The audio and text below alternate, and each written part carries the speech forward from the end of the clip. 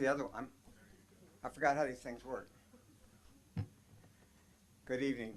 I'm John Donnelly, Chair of the Parks and Recreation Open Space Commission, PROS, and we're going to get started here. We're missing Patricia Cullinan, who may be looking for a parking place. Otherwise, we'll be up to full staff. And I welcome you all here tonight. I think we have a very interesting and full agenda for you, and eager to get started. It's been my honor and privilege to call these meetings to order, and whenever I get ready to do that, something that Thomas Stopper, the playwright, once said always comes to my mind. He said, "If we cannot hope for order, let us at least retreat in style from the chaos." So I'm very optimistic tonight, so I'm going to call the meeting to order and invite you to join me and others in a pledge of allegiance to the flag. I pledge allegiance to the flag of the United States of America, one nation, under God, one nation, under God, liberty, justice for all. Thank you.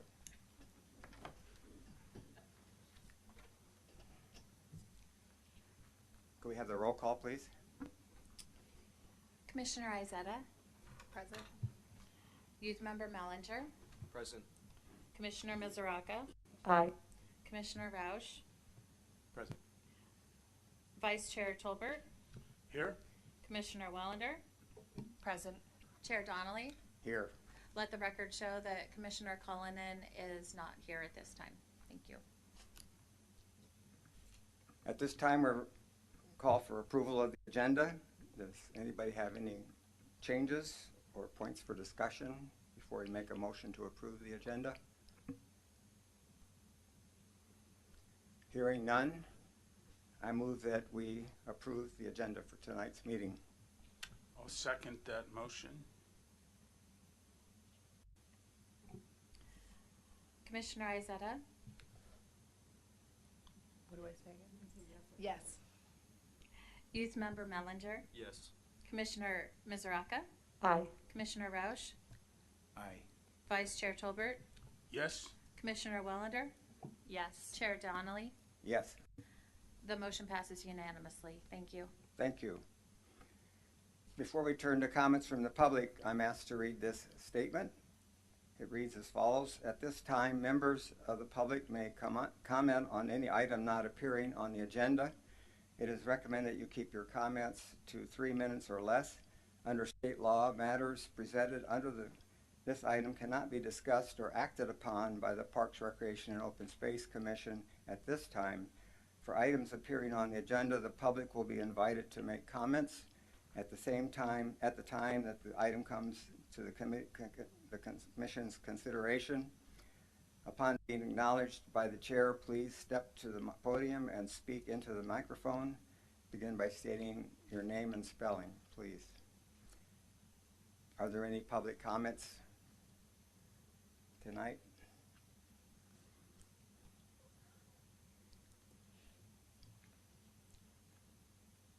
Seeing none, I think we can move to the presentations then. We have 2 presentations tonight. The first one is from Councilmember Sandra Lowe, who's going to speak on behalf of the city manager regarding the sales tax measure on the November ballot. Thank you, Sandra. Thank you. Thank you for having me. And thank you all for serving on this really important commission. It means a lot to us at the City Council that you do this work, because there's a lot of work to be done. And when we sort of spread it out a little bit, then we get your expertise, and it means a lot. So I'm here tonight to talk to you about Measure T, which is on the ballot this November. It was placed on the ballot by the City Council. It is specifically for the city of Sonoma, and every cent that it raises will stay in the city of Sonoma. And I put a fine point on that because a lot of other sales tax that comes into the city has to get dispersed to other places, and we get a small percentage of that. So even though you're paying it in the city of Sonoma, it's not staying 100% in the city of Sonoma. So we devised Measure T to be a 0.5 cent sales tax that would stay in the city of Sonoma. It would garner probably around $3 to $3.5 million into our general fund. And it's a general tax. That means it can be passed by 50% plus one. Signing our ballot arguments included Mayor John Gurney, the Vice Mayor Patricia Farrar-Rivas, our police chief, our fire chief, and our alcalde. So 5 of the most wonderful people that we have in Sonoma that represent so many different aspects of our city. And it's important that police and fire were on there because it's a huge part of our budget that goes into the safety of the people in Sonoma. And it's really everyone's number one concern. When we did a survey and we asked people, what's your number one concern? I mean, always health and safety has to rise to the top. In case of emergency, will a fire truck be there? In case of an incident, will we get a response? This is very important, and we don't want in any way to those services are well respected and they're doing a great job. We don't want any of that to be 1 millimeter less than what we have. But it's costly, and we want to make sure that that's completely up to speed. The other thing is really the part and parcel of what you guys do, and that is we don't have a Parks and Recreation department. In a city like Sonoma, there are other cities of similar size around the North Bay that have a Parks and Recreation department. And as a result of that, they have dedicated staff that can help with all of the various events and sporting things and races and vintage festivals and decorations on the walls and public art and all of the things that we do, but we have to layer that on top of staff that are already doing a lot of other things as well. And they've been fantastic, and probably I'll take the blame. The year that I was mayor, I made it a year of the arts, and I added all this stuff. Well, let's put a bench in front of Reader's Books for Ada Limon, and let's have everything in the city council, and let's do a tribute to this. And everyone's going, yeah, that's great, and they're probably going, Sandra, stop it already. We've got enough to do around here. But it was so well received. People loved it. And it was like, once you do something, it's hard to undo it. So let's make something sustainable. We love the arts. We love parks. I'm a big advocate for, Mike will tell you that 5th Street West, on the corner of 5th Street West and MacArthur, there's going to be a new park.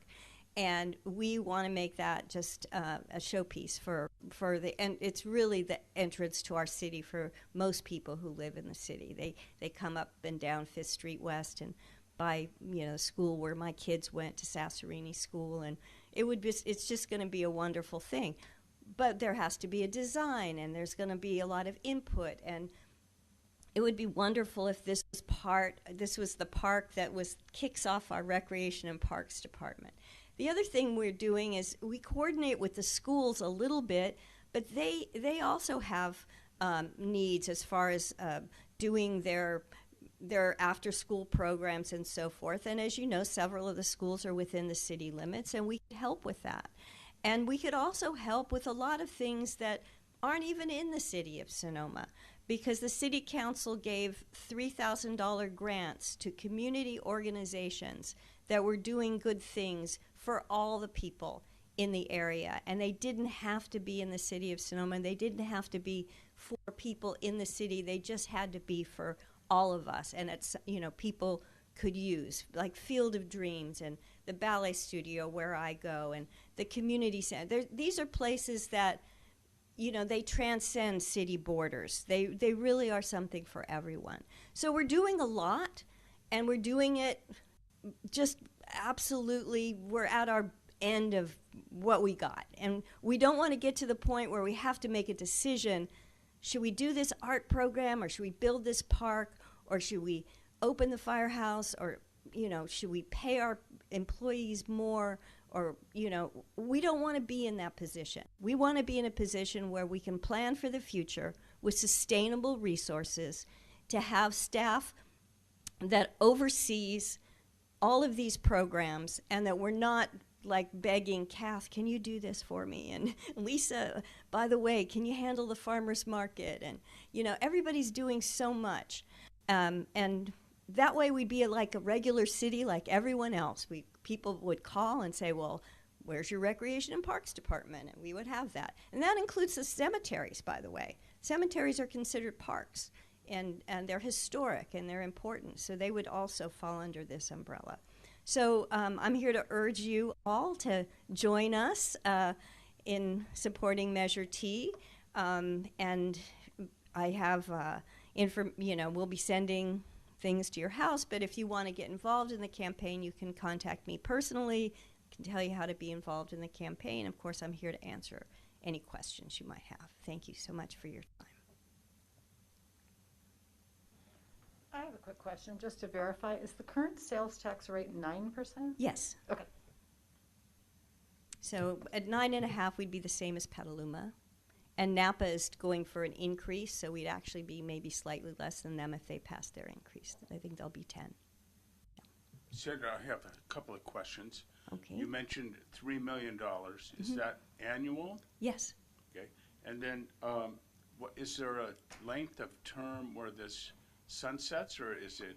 It's based on what the voters decide. At any point, the voters could vote to take it off the ballot, but it doesn't have a sunset at this point. Does that mean that it's on the ballot every year? No, it's on the ballot once, but it means that if people decide, this is ridiculous, we don't want to do this anymore, we're not getting, they can put it on the ballot and say, let's roll back the sales tax, and then people can vote on it and they can roll it back. But, my experience with it, and I've actually, in my day job, I do this for a living, all of the ones that had sunsets, people are just asking, like we've got a library one that has a sunset. We're going to vote on it. We're going to increase it. It's going to pass. So they have to go through this whole rigmarole all the time, and they know it's going to pass, but on the other hand, they have to plan for failure. So they have to do all their books and say, what if this doesn't pass, and which library are we going to close? And it's very disruptive. It's a lot better to say, we've got it. If you're not happy with it, we can put it on the ballot and take it off. But to keep planning year after year, not knowing, is very hard for any organization to manage their resources.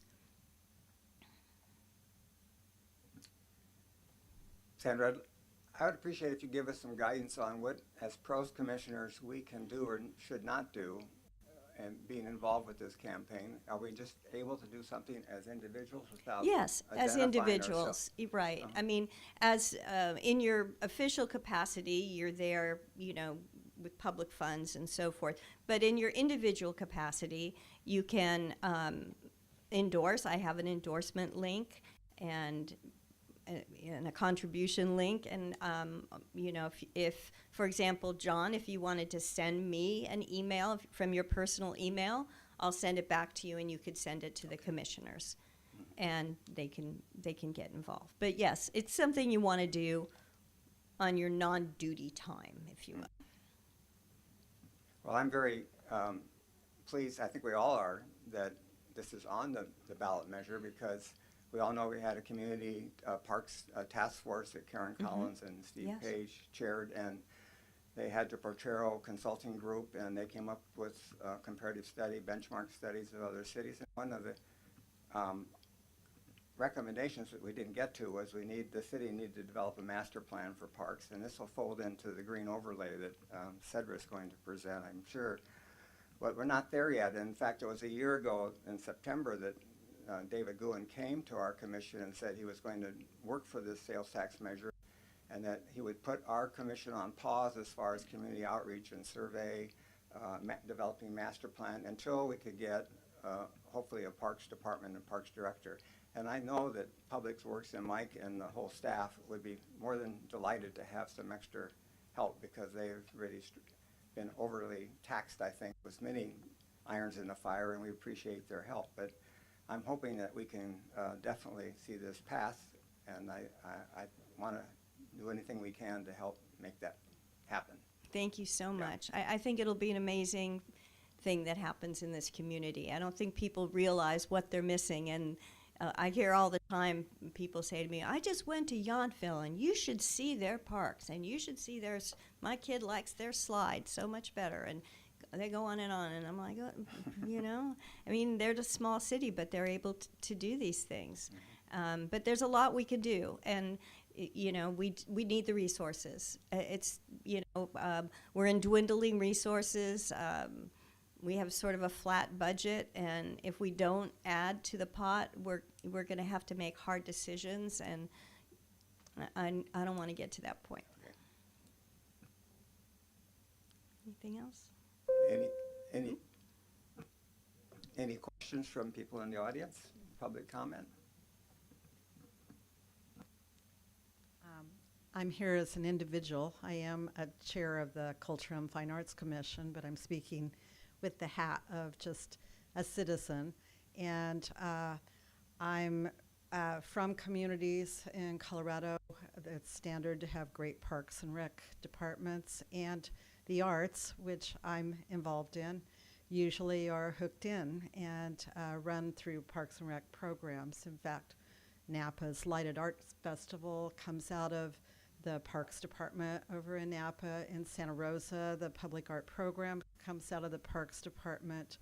It makes a vibrant, robust city, a beautiful city, and I think that I've seen this city strapped for resources, and every answer I to the question I ask about where's the Parks and Rec, talking to the school district with them struggling with after-school programs desperately, running fields and facilities. To me, it's a no-brainer, and I think it's high time. Thank you. I am going to speak about this a little bit. I'll touch upon it later, but maybe not as long as I could just add a comment here, is that things like parks are part of an infrastructure that has an economic element to it. And so there's an economics, which I know John will appreciate, is something called a virtuous cycle, where you start to invest in things that then start to bring back more wealth into a city.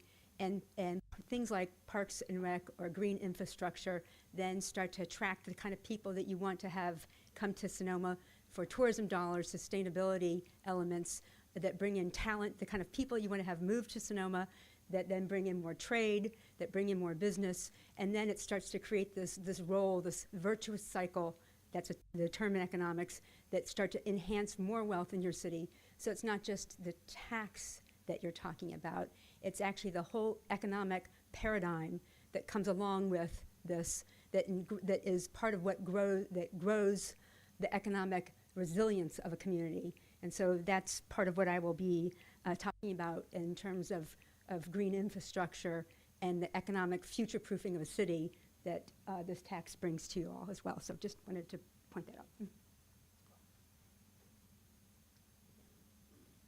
Yeah, and you know, all of the decisions regarding the expenditure of the money is all going to be public. It's all going to be done by the city council through our budget process, so everyone can come down and have their priorities. We've done our budget process the last couple years, very transparent. You know, I think we did it down at the lodge. People came, we even fed them lunch, you know, and they expressed where they want the resources to go. So it'll be a fully transparent process, and everyone will be able to, you know, have their say in terms of, you know, how we spend these dollars.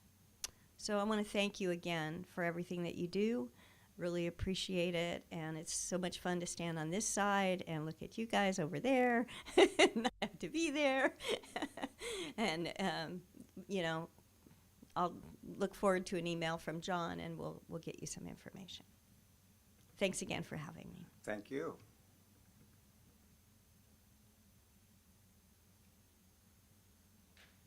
Okay, our next presentation is from Sedra Nathan on the green infrastructure overlay, perhaps for the general plan and a master parks plan. Welcome, Sedra. Thank you. Are you going to introduce yourself, or should I say a few words about you? I wasn't going to introduce myself, if you want to say. Please do. You want me to? Sure. I'm Sedra Nathan. Is this the slide? This is my first slide?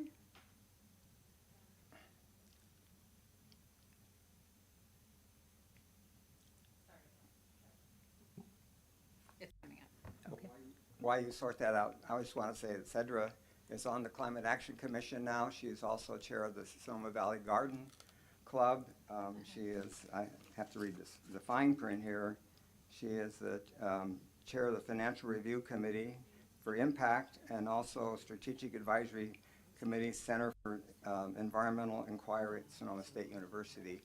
And she has a long, 30 years, I think you told me, history of urban planning and with a focus on environmental issues and nature conservancy work and so forth. So Yeah, really- I'm sorry. I was just, I've worked for the Nature Conservancy. I used to do economic and ecological analysis for our prioritization for land acquisitions and strategic planning and try to identify what are the priority project areas.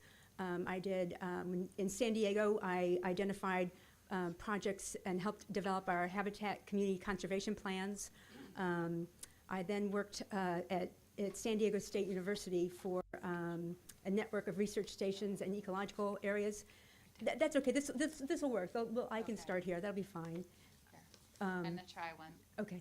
And that's fine. This works.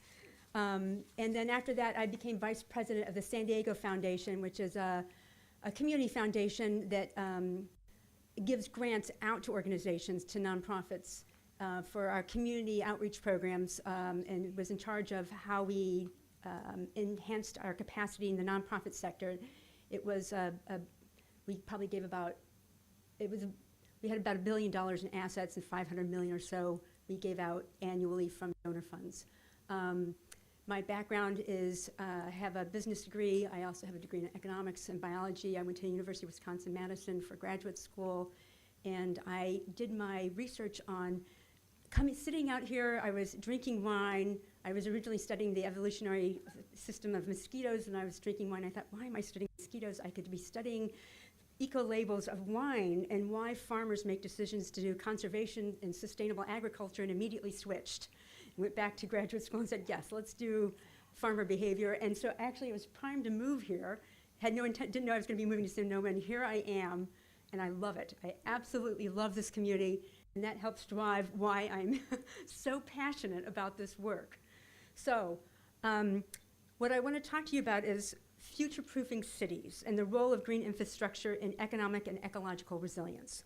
We're in the middle of doing a general plan, and so we are talking a lot about things like housing, safety, environmental justice, land use, equity, jobs, and you're hearing a lot of people come up to the community, city council, land use, general planning, talking about all these individual issues.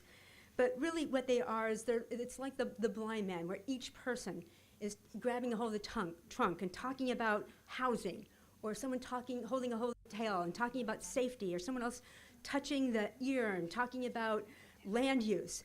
These are all the same issue. It's the same elephant. It's really about making a fantastic city. And so that's the unifying paradigm that we must come to in trying to ensure that Sonoma is a fantastic, livable city that's attractive and that people want to come and be part of and experience in terms of tourism or attracting people to live here or making it a fantastic place to live. And so that's really the role of green infrastructure, is ensuring that we're future-proofing our city for economic and ecological resilience. And at that point, I was going to say, all right, that was the slide for that. And now we're ready to go to the slide. So you have a clicker. Oh. And I'm hitting this one then? Okay, If not, I can change it. and we'll change it. I did it. Okay, great, we're good. Okay. So that was the point, was the elephant in the blind man, was to say that we are talking about one thing when you're hearing everyone talk passionately about each of these topics. It's actually our city of Sonoma, and we should be thinking about it as a unifying framework. And so what is green infrastructure? Well, everybody, I think, has a pretty good idea about what gray infrastructure is. Your streets, your zoning, your buildings. So it's kind of the opposite of gray infrastructure, but it's so much more. It's everything. It's everything from swales. It's everything from the parks. It's everything from a greenway system, the whole system together, to school gardens, to individual trees. Those are all elements that can be put into a green infrastructure, but green infrastructure is a framework. It's a unifying framework that future-proofs your city. So the green infrastructure is the paradigm that pulls all these elements together and can be used. It's a unifying system that enhances decision-making and helps streamline how cities do business. It's not a thing, it's a paradigm that allows you to be efficient and have good decision-making. And so this idea first came about, it was really the brainchild of Frederick Olmsted in 1858, and he's the person who helped build New York Central Park as the first sort of greenway system so that people could have livable communities. That was in the City Beautiful movement. And this plaza was developed as part of that movement. And so these things, these ideas have been around for 170 plus years. And now what's happening is you're seeing this movement again because people are realizing that these are important elements for mandates that are coming down from the state to enhance things like being climate resilient or dealing with stormwater or dealing with capital improvement projects and trying to integrate and weave our green infrastructure into our gray infrastructure because they have economic bearing on cities. I'm going to go to the next slide. So for example, this is Hummingbird Lane. Sonoma has some tools, but doesn't have fantastic tools to deal with what happens with our green infrastructure. And so that project is on the southwest side of Sonoma. And the reason why I have that yellow line there is that also, if you remember, I came in February, I made a presentation on where we had tree inequity and where our low-income neighborhood was and where we had heat islands. And so all your green infrastructure provides you some natural capital or some natural wealth that does services for you without being an engineering solution. It's free, sort of free working for you for things that you're mandated to do on the city's behalf by mandates from the state of California. And so it helps reduce your heat island. It provides canopy cover for you, and it deals with tree inequity issues. And so all those things now are civil benefits or part of your natural capital for the city. And when you lose those things, you're losing some of your wealth. And so how do you replace that, or how do you deal with that? We have some rules in Sonoma, which is great, but you could have better rules. You could have better rules that would help the staff not have to replace those with hard dollars, or you could have rules that are in place that would create better public-private partnerships. And so these are some tools that exist in cities that you can that are already out there that you can use as templates. So for example, in San Francisco, what they have is mitigation rules for tree replacement that ranges from $16,000 to $4,000, but it's higher if you have larger trees or heritage trees, or if someone's working in a place that has an urban heat island issue, or if they're in a low-income area, such as this was in Hummingbird Lanes project. And so not calling this project out to challenge it, I'm just identifying that these are opportunities that you can capitalize upon when you have something like a green infrastructure system in place. It helps the city both in terms of ecological resilience and economic health. Next slide. And so there's actual true hard monetary values associated with the elements or the pieces of what is in a green infrastructure system. This is the Montaldo project. I wrote a letter about Montaldo as in terms of connectivity in the greenway system. I hadn't actually looked at like the trees. That wasn't what area I was focused on. But when I was asked to give this presentation, I looked back at the CAL FIRE grant I had written on behalf of the city, because as part of that, I had to run all these calculations for state mandated requirements around carbon sequestration, stormwater, and all that stuff. And I thought, well, let me just see what those numbers are for the trees at Montaldo. there's a bunch of different ways you can look at economic value for trees. And actually, John will probably know a few of these better than me. He could speak to this better than me, the CTLA appraisal method, because that comes from arborists. The way that Sonoma does it is we have a standard value rule, which is 6 inches for every a 6-inch sapling for dBA. It's a standard rule, but what is the rule? It's 6 inches for, do you guys know that offhand? 15-gallon tree for every 6 inches. So for a 48-inch DBH, you'll have to have eight saplings to replace that, or that would equate to $800. There's these other value ways that you can do it. The CTLA method for a mature tree, when I talked to my colleague, that would come usually for a mature tree, about an oak tree, about a 30-inch oak tree DBH, usually hit about $50,000 for that. The ecosystem benefits method, which is what we would have to use for CAL FIRE, you look at things like all the services that the state mandates, the same ones I was mentioning before, stormwater, carbon sequestration, air pollution mitigation, a couple of other ones, and you come up with upwards usually about $200,000 over a lifetime of a tree. And then there's mitigation value proxy methods, which is sort of like the Sonoma valuation, but again, it's a sliding scale method. So there's different valuation methods that you can embed into policy with a green infrastructure program that helps a city's economics and mandates for ecological infrastructure that are dictated from the state of California and regional efforts. So this is what helps a city not find itself having to lay out hard cash dollars to offset losses. Okay, so next slide, please. So those are just some elements of the ecological and economic things. But of course, this framework supports so much more. I mean, the green infrastructure touches all the domains of livability.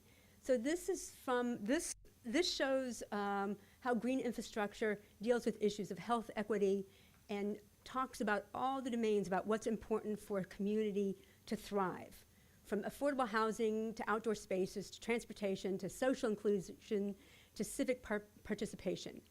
The reason why civic participation is so important, and I know a little bit about it, is because as president of the Valley and Garden Club, which is a phenomenal organization. I mean, there's 170 people in that group. That's how I actually started in on this, because they have 12 projects spread across the city.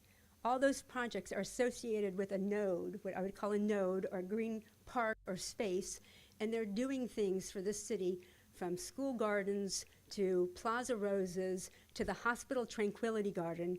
And so they are active on what you would call part of your green home base, your nodes. And it's that civic participation that is what makes communities thrive and cities thrive and make places interesting.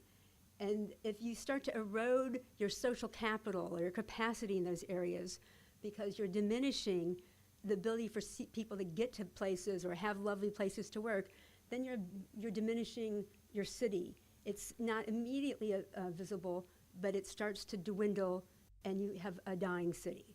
And so you need to invest in your ability for people to do the things, the work that is almost invisible to you all, by creating spaces for people to work and come together.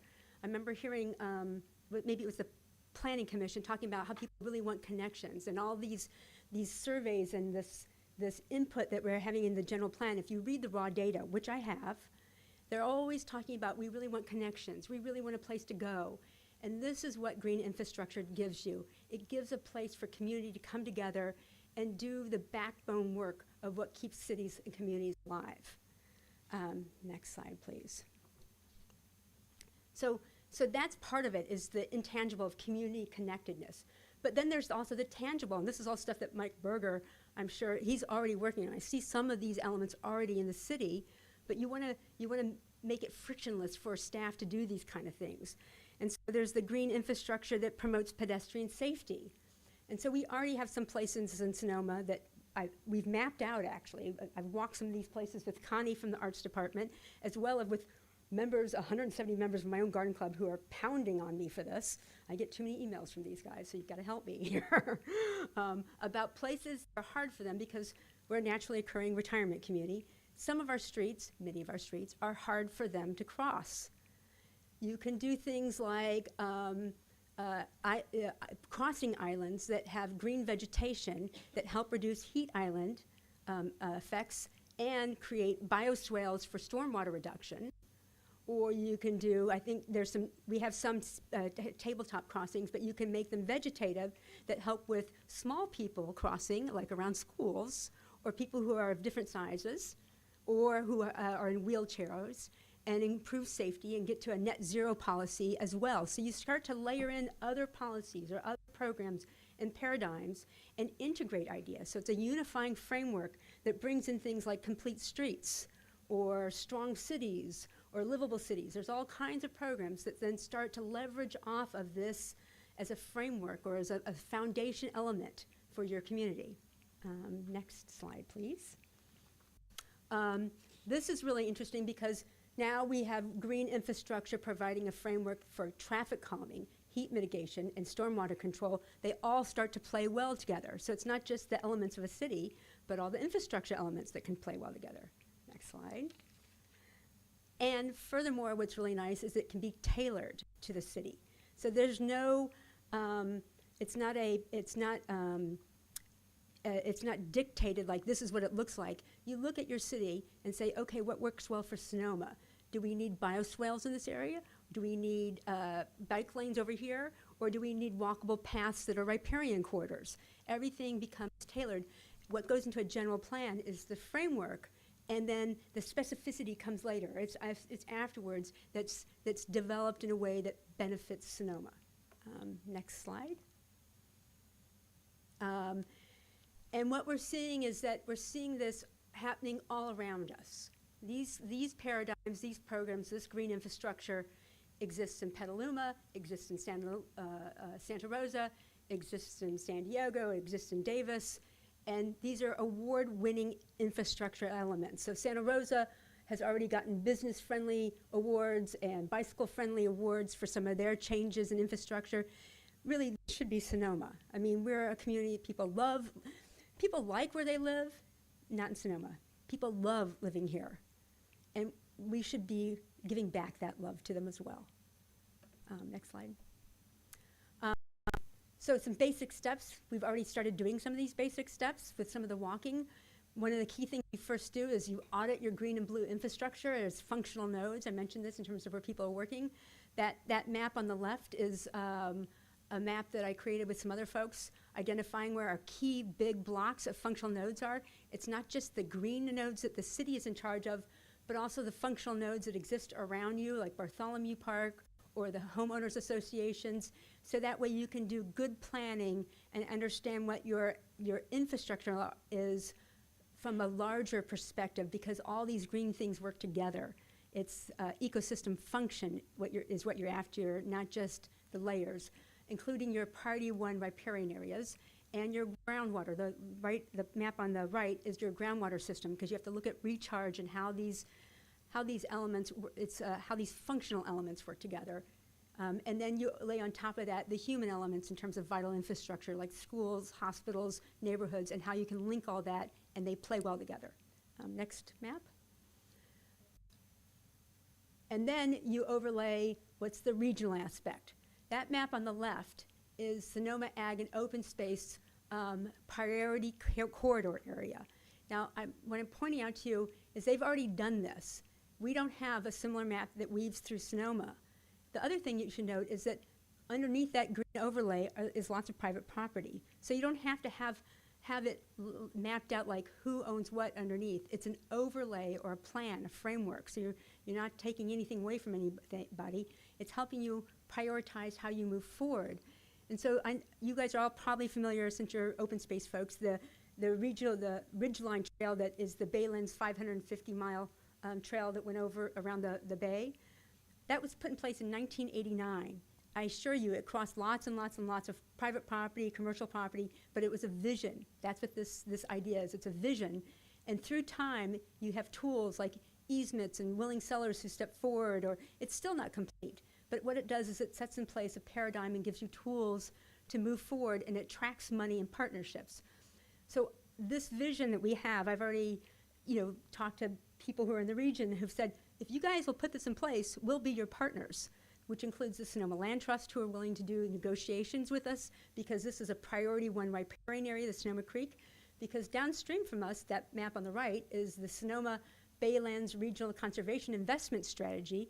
They've already put in about 600 and some odd, more than $500,000 in acquisitions and wetlands restoration for climate resilience.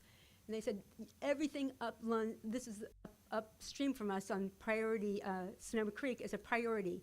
You start putting in an overlay, we will help you start buying that land.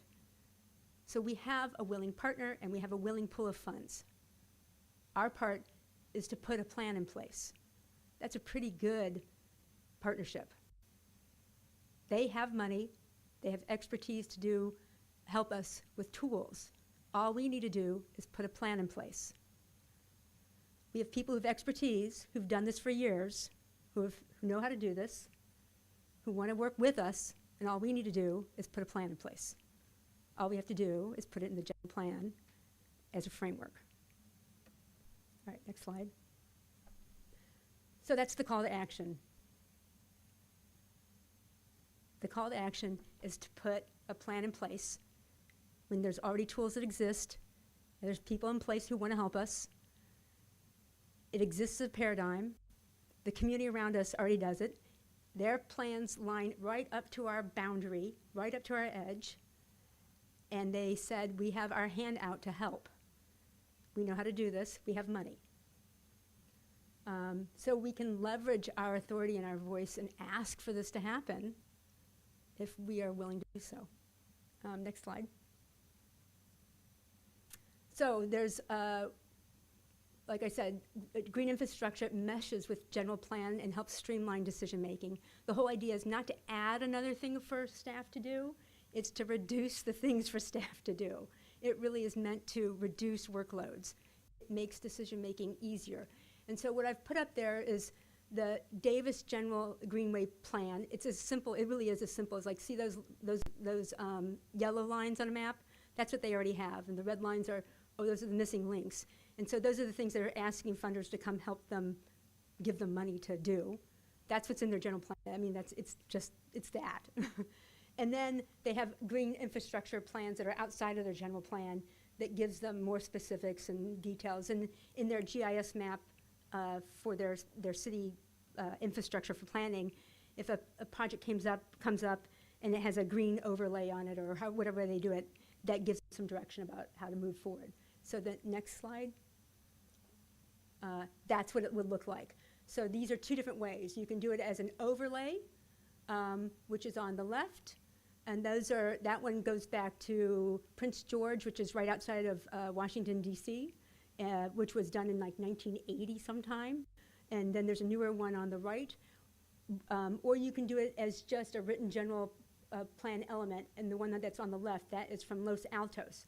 And that little yellow box, you can see those are all the elements that are required in a general plan, and you'll see that there's one more added on the second square that says pathways. And so there's two ways you can do this in a general plan. You can do it as an overlay, or you can do it as a general plan element. So I know you guys don't do this, but I'm just doing this for your edification so you can see how it's done. Next slide. And in fact, it already exists as a definition codified in state code. So there's greenways definition as part of the open space designation in the land use element. So Civil Code 816.52 states a greenway or green path that's the definition of it. It already exists in our California code. Next slide. And these, again, just to harken back, this is a paradigm. It's a robust infrastructure framework. And so it includes everything from passageways and easements that go through alleyways, like the very left slide is the Whole Foods on 2nd Street to 1st Street. That's that easement that goes by the hotel, Best Western. That other picture right there is, I had to put my husband in here, is called a Ruelle Verte. It's a green alley up in Montreal, Canada. So you can use all kinds of connections. It's not just riparian quarters and it's all kinds of stuff. And so they put in green petite alleys to connect pathways. It includes things like artwork and using trails as places for civic, cultural infrastructure and art on the trails. And it includes things like green, planter boxes around streets and places to eat. And that's that virtuous cycle I was talking about in terms of how it starts to attract people to your community and engage people and delight people who want to continue to return. And I'm almost done. So that is my request.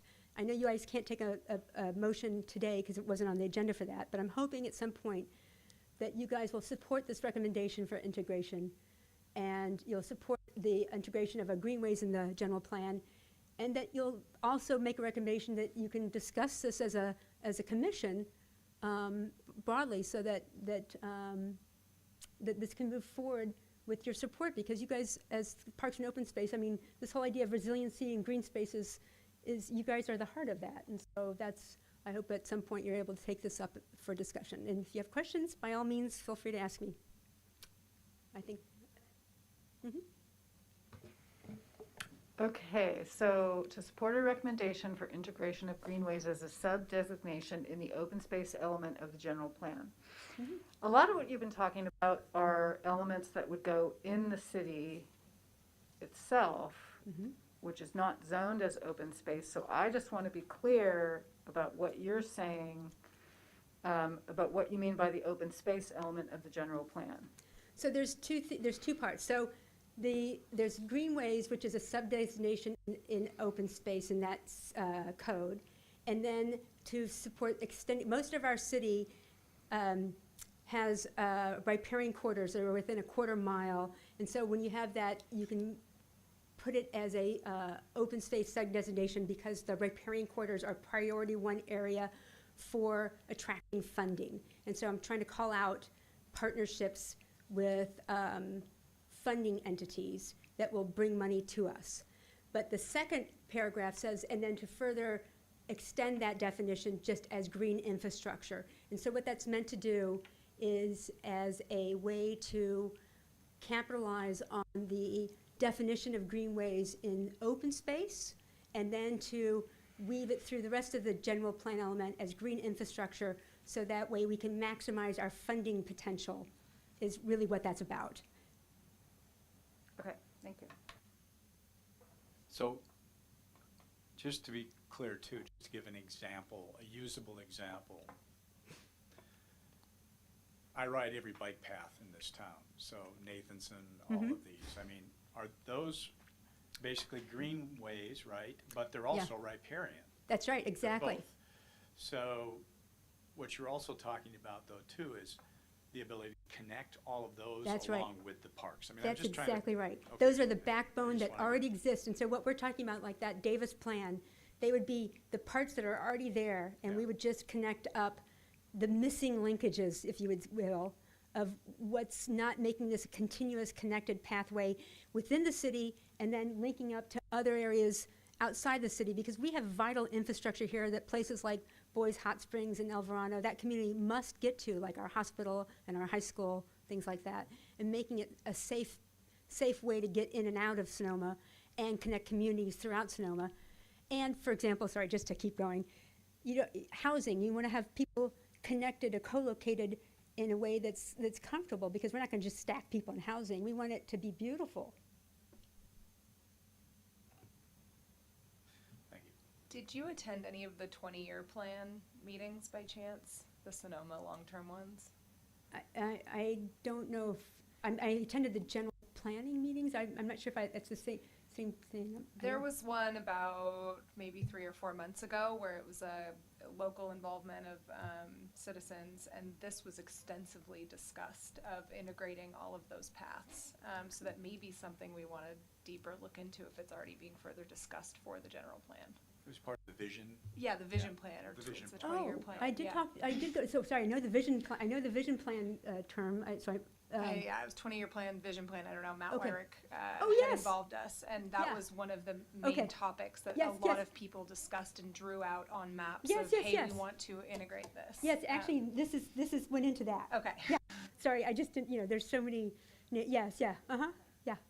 Oh, yeah, I just want to make sure because it just seems like there's a lot of overlapping Yes, that's- initiatives right now, but that is definitely Yes. one that we discussed at length. yes, yes, yes, Okay. this is the same Okay. stuff, yeah, yeah.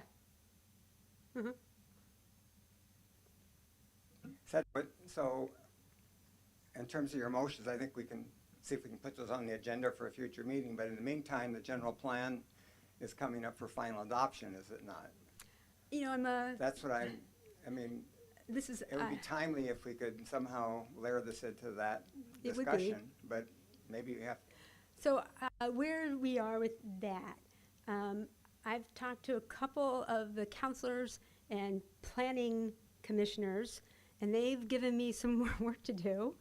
And so I'm supposed to, I don't think I'll be able to turn, they've asked me to write up this for inclusion, but I have to say, the timing is always a little bit confusing to me, so I'm supposed to be writing this up, but I don't have a deadline, and so I don't know, okay, so I'll do that. But that request came to me after you and I had talked about me being here, and frankly, I think everybody should, be participating. I mean, I'm sort of an open book person, and should like to share stuff. So I don't know. I will be honest with you. I'm just doing stuff as it's requested and comes to me because I think this is a fantastic thing for the city. So if you ask me, I will do it until I leave town. I mean, I'm not leaving, going away, but until I go up to my place up in Canada. So yeah, if you ask me, I'll get as much done as I can. It does sound like it would be a good idea to find out what the deadline is. I agree. Yeah. So I have until what I was told is that the 18th is the next city council meeting, and then David just mentioned to me another special meeting. So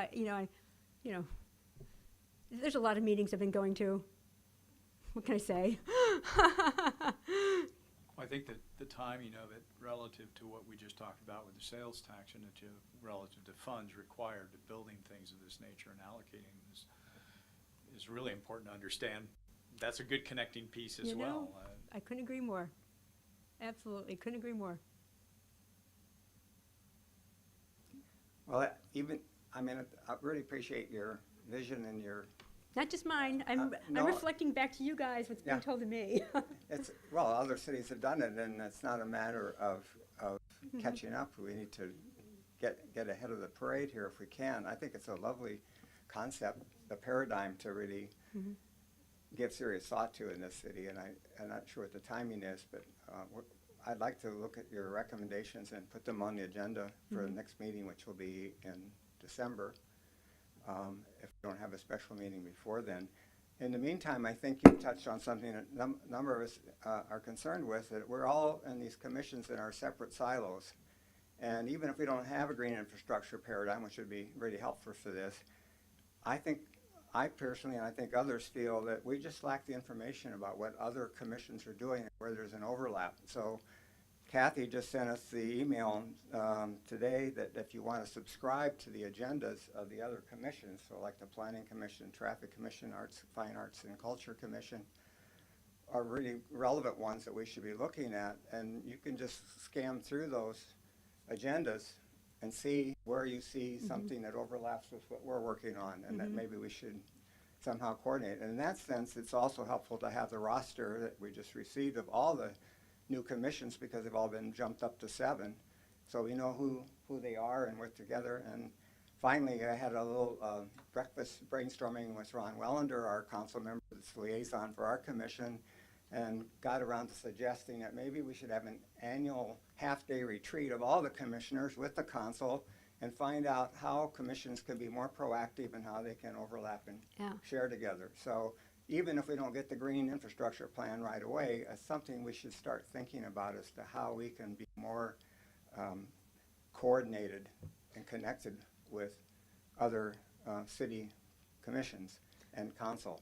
One thing what I have the benefit of is having lived and worked on some of these issues with other cities and my work with the Nature Conservancy is I know that some other communities will have quarterly meetings with each of the chairs of the commissions and the city manager, so that way there's communication, just a sharing of information. So that's one thing that has worked well for other cities, that's one method. There's a couple other methods that other cities certainly use, and I have one of the things I have the benefit of doing here is taking all this information that exists that you guys have all been sharing with me and integrating it, because this is some of the work I used to do with organizations, and reflecting it back to you all with a little bit of science and economics integrated in, and trying to give back to you what you've said to me. So that's right. The integrative part is really hard when you're siloed.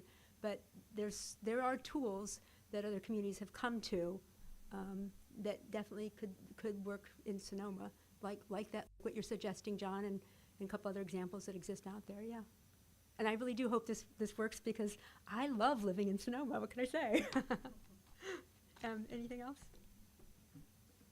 Well, a big thank you, and I think we're all very, very enthusiastically welcome you to Sonoma and hope you'll stay for a while. Oh, God, I love it here. I'm not going anywhere. All right, thank you.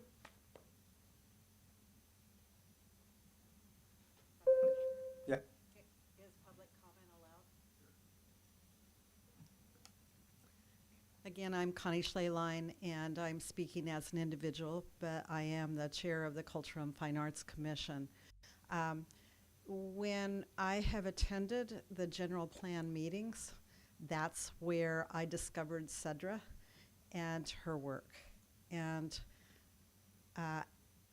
interestingly enough, we've been walking the city, a small subcommittee of the Cultural and Fine Arts Commission, and I think I'd reported that to you a few months ago, that we've been looking at particular areas that would be great for temporary and permanent public art. So we have been working on the public art policy, which has existed for 20 years in the city, and realized that there was a need to really look at entryway points, bike paths, greenway areas. And in listening to Sedra, I realized that they were mapping the city as well. And then a number of us have, from different commissions, have started to look at the general plan, which is a plan for 2045. So when you think about, oh my gosh, 2045, and we aren't working together, that's a little astounding, especially when we all want to have a vision for our community. And so the group that is doing the general plan is taking our input, but we're all giving it separately. So I think what John had suggested and Sedra has piggybacked onto is a way for us to really work together, to have a North Star vision that is ecological, that is 21st, 22nd century in terms of climate and quality of life. And so we're pretty excited about meeting Sedra and working with Parks and Rec. And I'd like to invite you to our commission meeting October 1st, because Sedra will be presenting at that. And we'll also be talking about Measure T. And so all of these things are starting to come together. The stars are aligning. And I think the more collaboration we can do, the better. So, and I'm saying that as an individual citizen, but also I think that going to each other's commissions is super enlightening for me.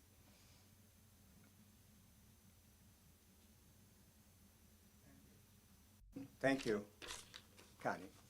And just one final note, I was looking in light of the green infrastructure presentation. It's a perfect fit for the Parks and Recreation Open Space Commission. I was looking at the state and the city ordinance. So what is the purpose of this commission?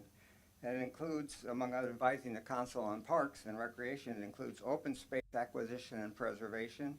It includes the restoration of important habitat areas within the city. It includes proposed improvements and modifications in street thoroughfares, including but not limited to sidewalks, access, city parks, cemeteries, trails, bikeways, and related facilities.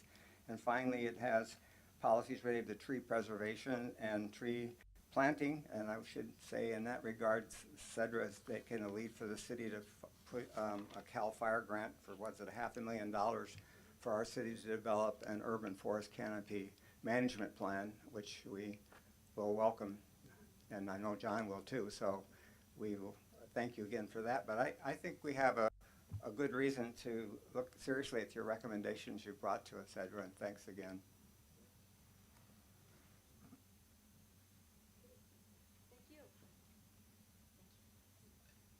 Thank you, Sandra and Connie.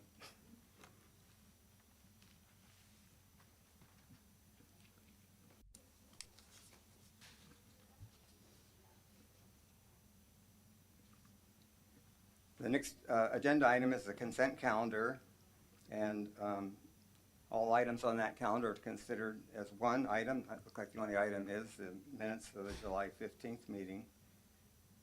So we have a motion to accept the consent calendar. I move to accept the consent calendar. You have to ask for public comment. Oh, I I'm know sorry. it's repetitive, but, Yeah. and comments from the commission. Okay. Are there any comments? Hearing none. Do we have a motion? I move to approve the minutes in the consent calendar. Second. Commissioner Izetta, Approve. Youth Member Mellinger, Approve. Commissioner Misaraka, Aye. Commissioner Rausch, Aye. Vice Chair Tolbert, Yes? Commissioner Wellender. Approve. Thanks. Chair Donnelly. Yes. Thank you. The motion passes 6-0-1. Okay, let's move on to the regular meeting.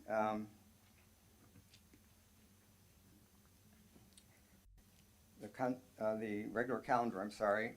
The first item is request for tree removal at 472 5th Street West. And do we have a comment from the staff on this? Yes, we received one tree removal permit since our last pros committee meeting. This was an application to remove one orange Osage tree, an Osage orange and Italian stone pine, both located in the front of the property at 472 5th Street West. We did,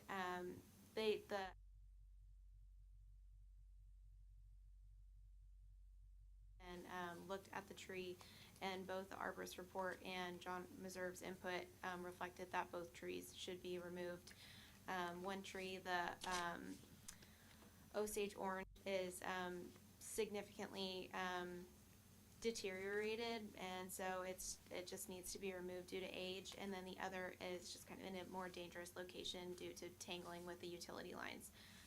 So both have been approved for removal, or recommended for removal, and that's currently where we're at with this particular tree removal application. And then the notes here say both trees should be replaced with same or similar locations, as they both function as street trees.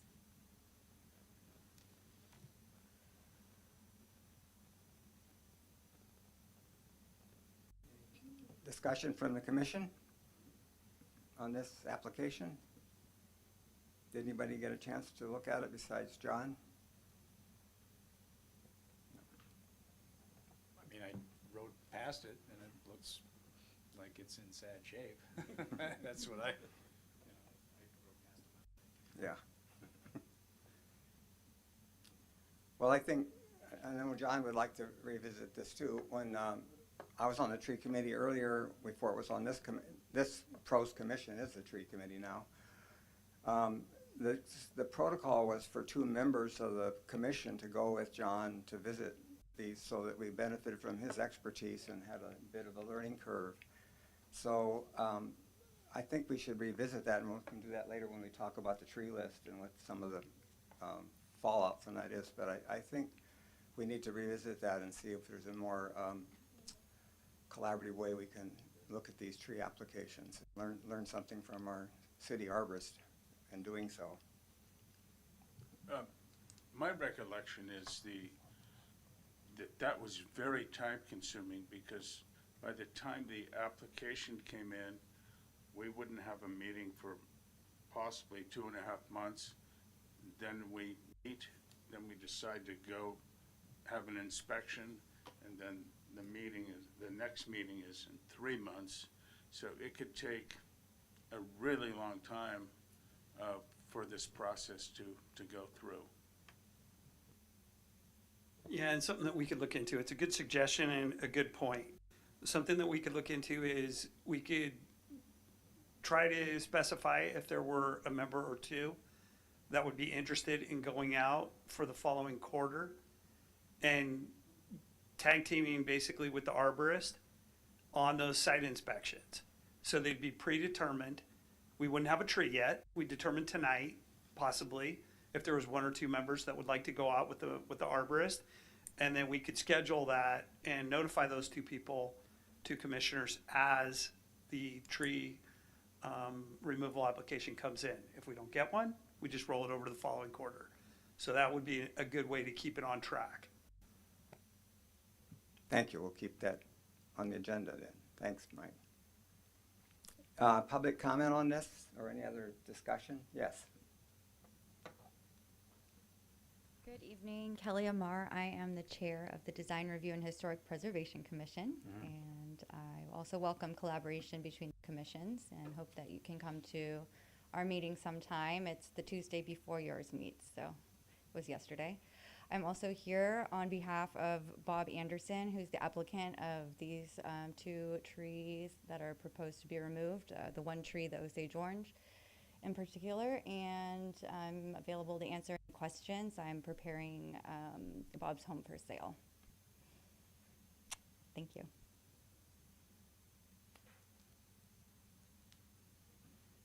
Any other discussion from commissioners on this? I guess the only thing since I'm new to this too, is my first inclination is to try and save as many trees as I can. That's just my nature. And then I read the arborist reports, and they have, of course, their arborist, and then we have the arborist from the city generally who will do it too. And if they're both saying, like, remove it, I kind of look at myself and I go, well, okay, I can ask questions, but who am I? And in particular, when I looked at this particular one, and one was definitely going down the tubes, it was dying, and the other one, didn't look bad, and it certainly is in the way of the power lines, but that is a fact that happens around here a lot, so they trim them back and so on and so forth. But if the arborist on the Sonoma side kind of says, I agree, then I kind of look at it from our perspective, and it's hard for me to say no. So I'm wondering if you can give me just a little help on direction and thought in that. I think that's a reasonable thought. I don't always agree. In fact, I often don't agree. So in those kind of cases, I'm going to look to you guys for some input, bigger input. And I'd encourage you to go out and look at these situations. So the photos tell one story, but they don't tell the story of the context of the tree in the neighborhood, the effect it's having. I mean, those things are all important components. So, yeah, this one's a great report. It's right on. No reason to go too far with that, but definitely others. I'm in that same boat. I'm trying to save trees. We're trying to do a no net loss of trees in Sonoma wherever possible, and we're pulling out some stops to be able to save trees. Rather than easily say the sidewalk's broken, let's take it out. Let's look at how we can fix that sidewalk, do some root pruning, and keep the tree. So there'll be a lot of discussions like that, I think, that we'll have in the future. And it's important relative to my own understanding in making decisions like this too, when we start to look at the tree list, which is phenomenal. I just love seeing this, but I quite frankly, there's a lot on here I don't understand or know about. And so then I think about, okay, there's a tree, we put a 15, 25 gallon, whatever in there. Whatever tree they select or we select, how long does it take to propagate into a decent, decent canopy, for example? And how long, what does it take to care for it? And then finally, who's responsible really relative to when we enact these things for following up to make sure that it's done and taken care of in the way we like it and want it to, and so on and so forth? And is there any retribution relative to having it not being done? I need to understand some of that a little better is my point, so. I think those are things all that are being discussed right now, rather than just say, replace a tree. I mean, we're looking at being directly involved in monitoring that tree, making sure that at a 3-year point, just as a random period, that the tree has survived, encouraging folks on how to plant those trees, how to maintain those trees. Somebody's got to irrigate them, and somebody's got to be looking at, are they there in 3 years or 2 years or 4 years, because that's an issue. So I think those are all up for discussion right now. So good points. The other thing is, since you came on more recently, you probably know that we're automatically in a joint tree commission with planning and climate action, and we had one big meeting in the early part of the year, and there was a lot of discussion about updating the tree ordinance, which desperately needs changing. For example, sort of hearkening back to last meeting, right now it recommends that if a tree needs to be replaced for every 6 inches of diameter, there's supposed to be a 15-gallon tree, but there isn't as much information as there should be about how long it has to last. And also the $100 thing that we talked about last time doesn't make any sense at all, because it just doesn't handle the cost of replacing a tree and maintaining it. So I've actually been chatting with John Meserve while we talked about the tree list, and I'm not saying that I want to lead an ad hoc on the tree ordinance change, but there'll be ample opportunity for participation in that. And then for replacements, we're sticking with the 24-inch box over the 15-gallon. Is that what we decided, or? I don't think we did decide that. It's kind of the tree ordinance talks about the 15-gallon, but since the tree ordinance is going to be hopefully adjusted, maybe we could incorporate both. So a person has, in addition, there are some parameters that are good to know if you're using the 15-gallon. But right now the tree ordinance talks about 15 gallons. But for on here and for currently it's the 24?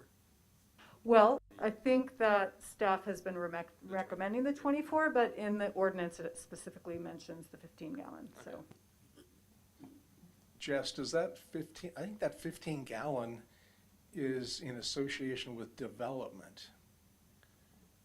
What do you mean? That it doesn't necessarily apply to replacement of street trees. In the ordinance, it's under the section about development. So replacement of trees on a development site are 15-gallon, I think. Okay, we need to check back on that, because I remember that it said, I have to find it, that if PROS decides, or if we decide that, for example, let's just take the example of last meeting about the redwood tree site. If we weren't able to come to a conclusion, it said we could push it back on the city council, and they could decide if a variance would be appropriate, where each 6 inches of tree removal should result in $100. Of course, we did a variance, but I guess we should double check. Why don't I look for that while we move on? Shall I do that? Yeah, and actually, I want to add something, I was going to do this when we went to the new tree list, but since it's come up about how the ordinance and the variance and the oversight. First of all, if we get the CAL FIRE grant, which is supposed to be announced any day now, and we're not overly confident we're going to get it, but that calls for a definite urban forest canopy management plan for the city, which will include all these issues revisited in the ordinance, and especially the monitoring and the follow-up and the maintenance and so forth. So, but in the absence of that, I was thinking the same. I heard the discussion by Zoom during the July 15th meeting of those redwood trees, and I wanted to say that the city tree or the city council's goal in the tree ordinance is clearly stated as the goal of the city council to maintain and expand the tree canopy of Sonoma. And yet we all know that there's been a net canopy loss here quite drastically. Not only have there been fires burning trees up like crazy all around us and some in the city, we have global warming and droughts. We've seen way too many redwood trees dying in this town, big trees and among others. We have sudden oak disease still with us. John tells me that there's now a Mediterranean oak borer that's attacking valley oaks and blue oaks, especially in the Windsor area. We have homeowner-approved tree removals with replacements of 15-gallon trees that will take decades to come anywhere close to a canopy of merit. And we have commercial large-scale developments like the Hummingbird that were massive tree removals and not clear how that replacement was handled. So I was going to propose that we consider having an ad hoc committee from our pros commission to review the city tree ordinance and the homeowners. And we took the developers who, like the Hummingbird, and moved it to the planning commission. It doesn't even come through the city tree committee, so we have no effective way of really even following up what Hummingbird did when they cut all those trees down. Where did they pay into a fund? Did they plant more trees someplace or not? So we need, I think the ad hoc committee could look at replacement requirements. They could follow up on replacement and maintenance. And then we often talk about wanting to have, I'd like to revisit, there used to be a tree fund in the city. And according to Jennifer Gates, that tree fund no longer exists. And so should we resurrect the tree fund so that there could be actual payments into that fund that could then be managed for planting more trees?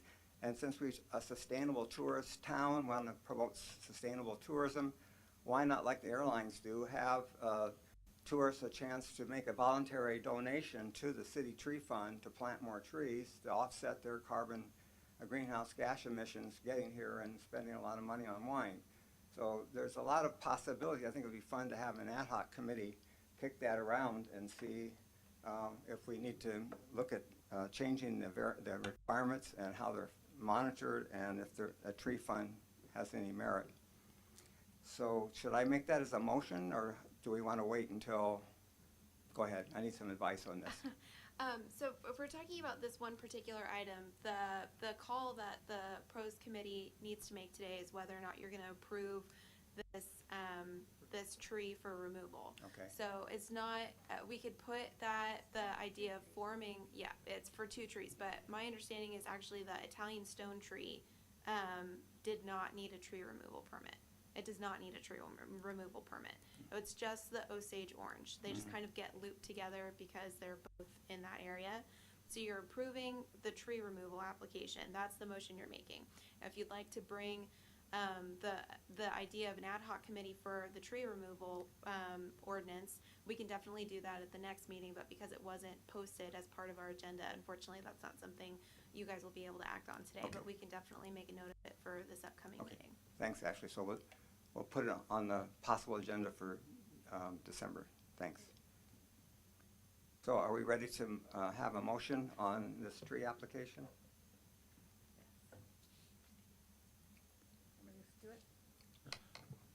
I motion that we approve the application. Second. Commissioner Izetta, Approve. Youth Member Mellinger, Yes. Commissioner Mizuraka, Aye. Commissioner Rausch, Aye. Vice Chair Tolbert, Aye.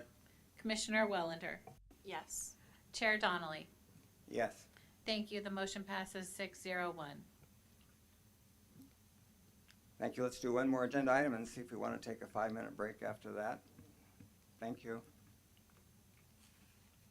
Next agenda item is 5.2, update on capital improvement projects of Olsen Park, Sonoma Overlook Trail Project, Plaza Park improvements, and the 5th Street West Park, and along with other park infrastructure improvements.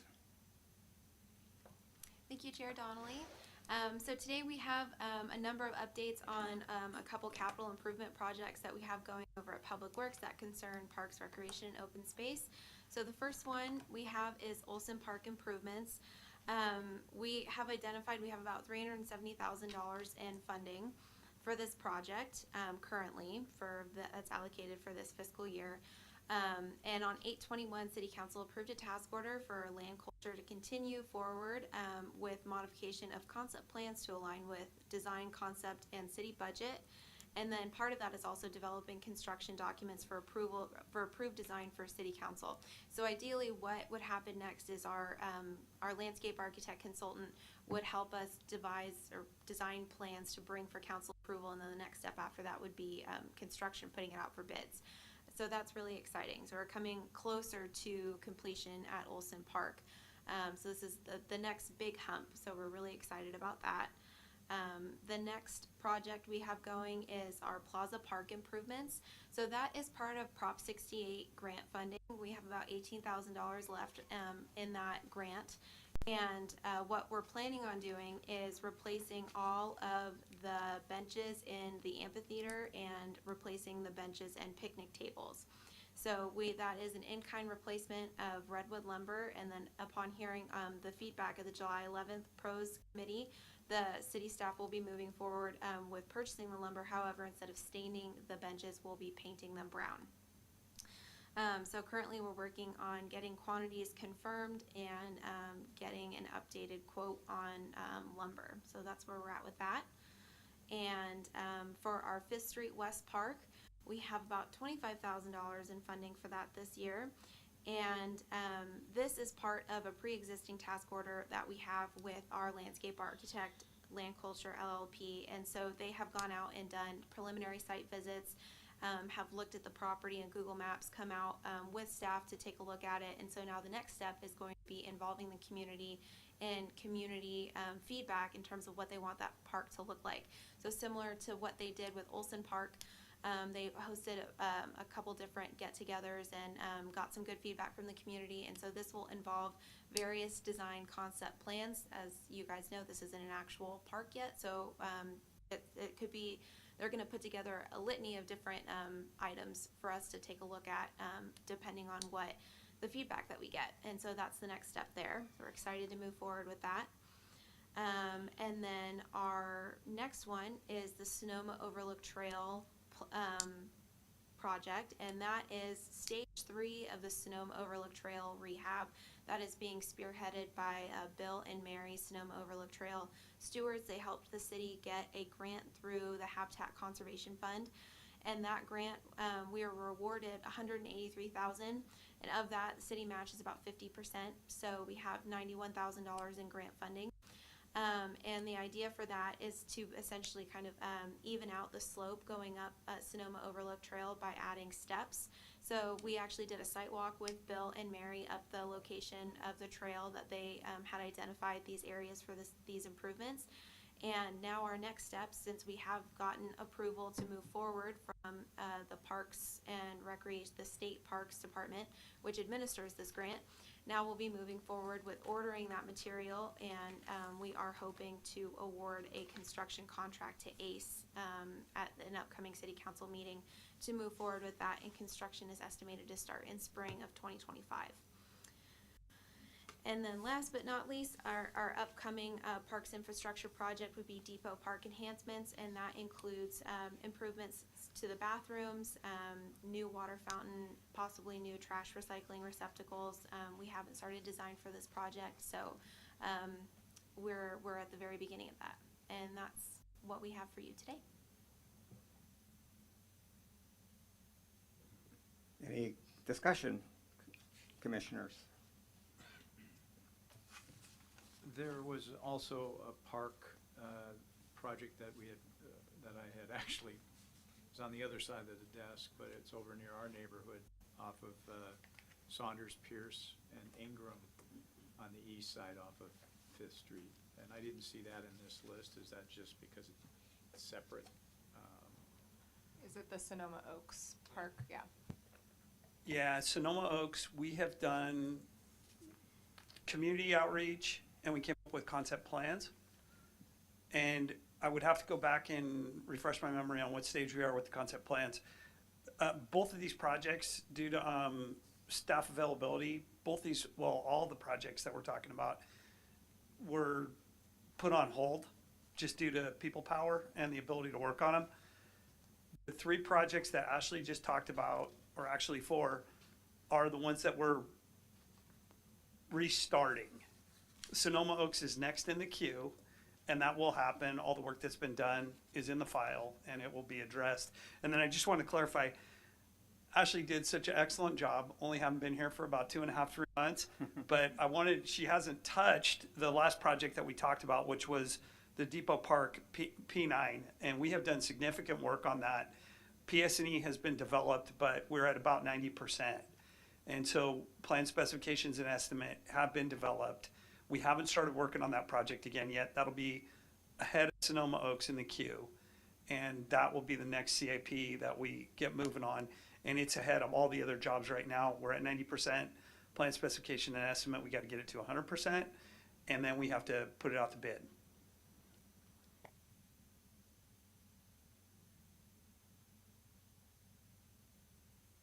Any other questions on any of those other projects? Comments, discussion?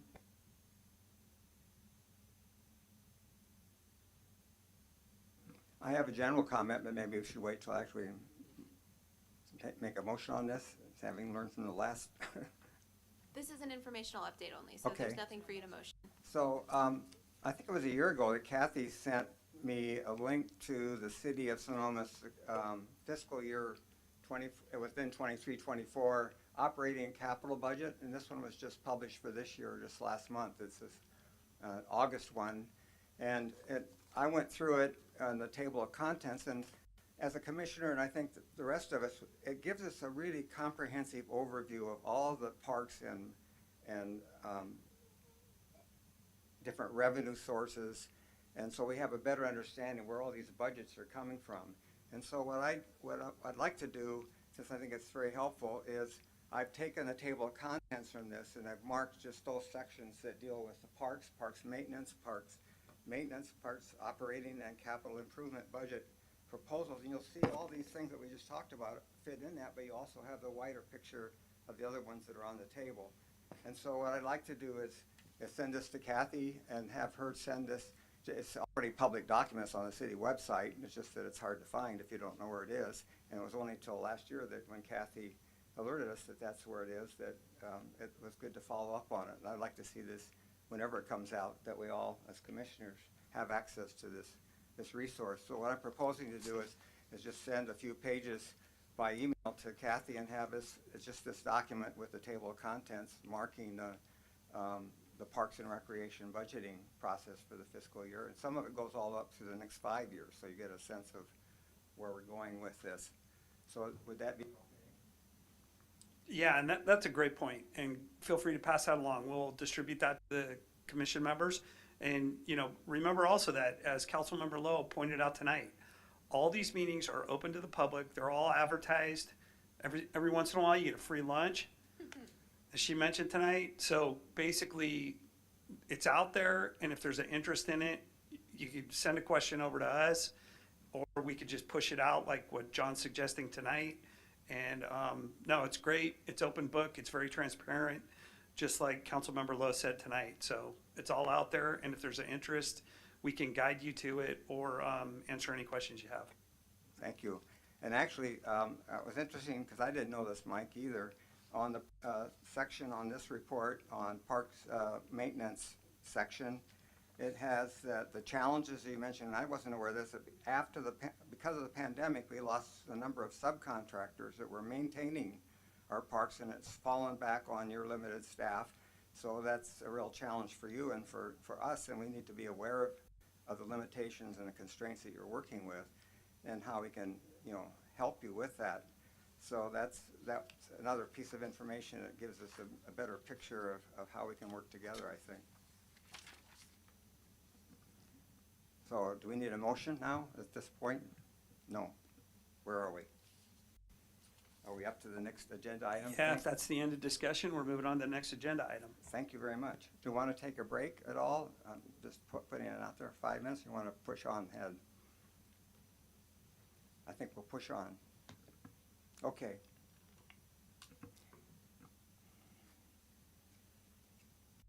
Next agenda item is discussion and possible creation of a Parks, Recreation, and Open Space ad hoc group for Plaza Sustainability Plan Irrigation Phase 1.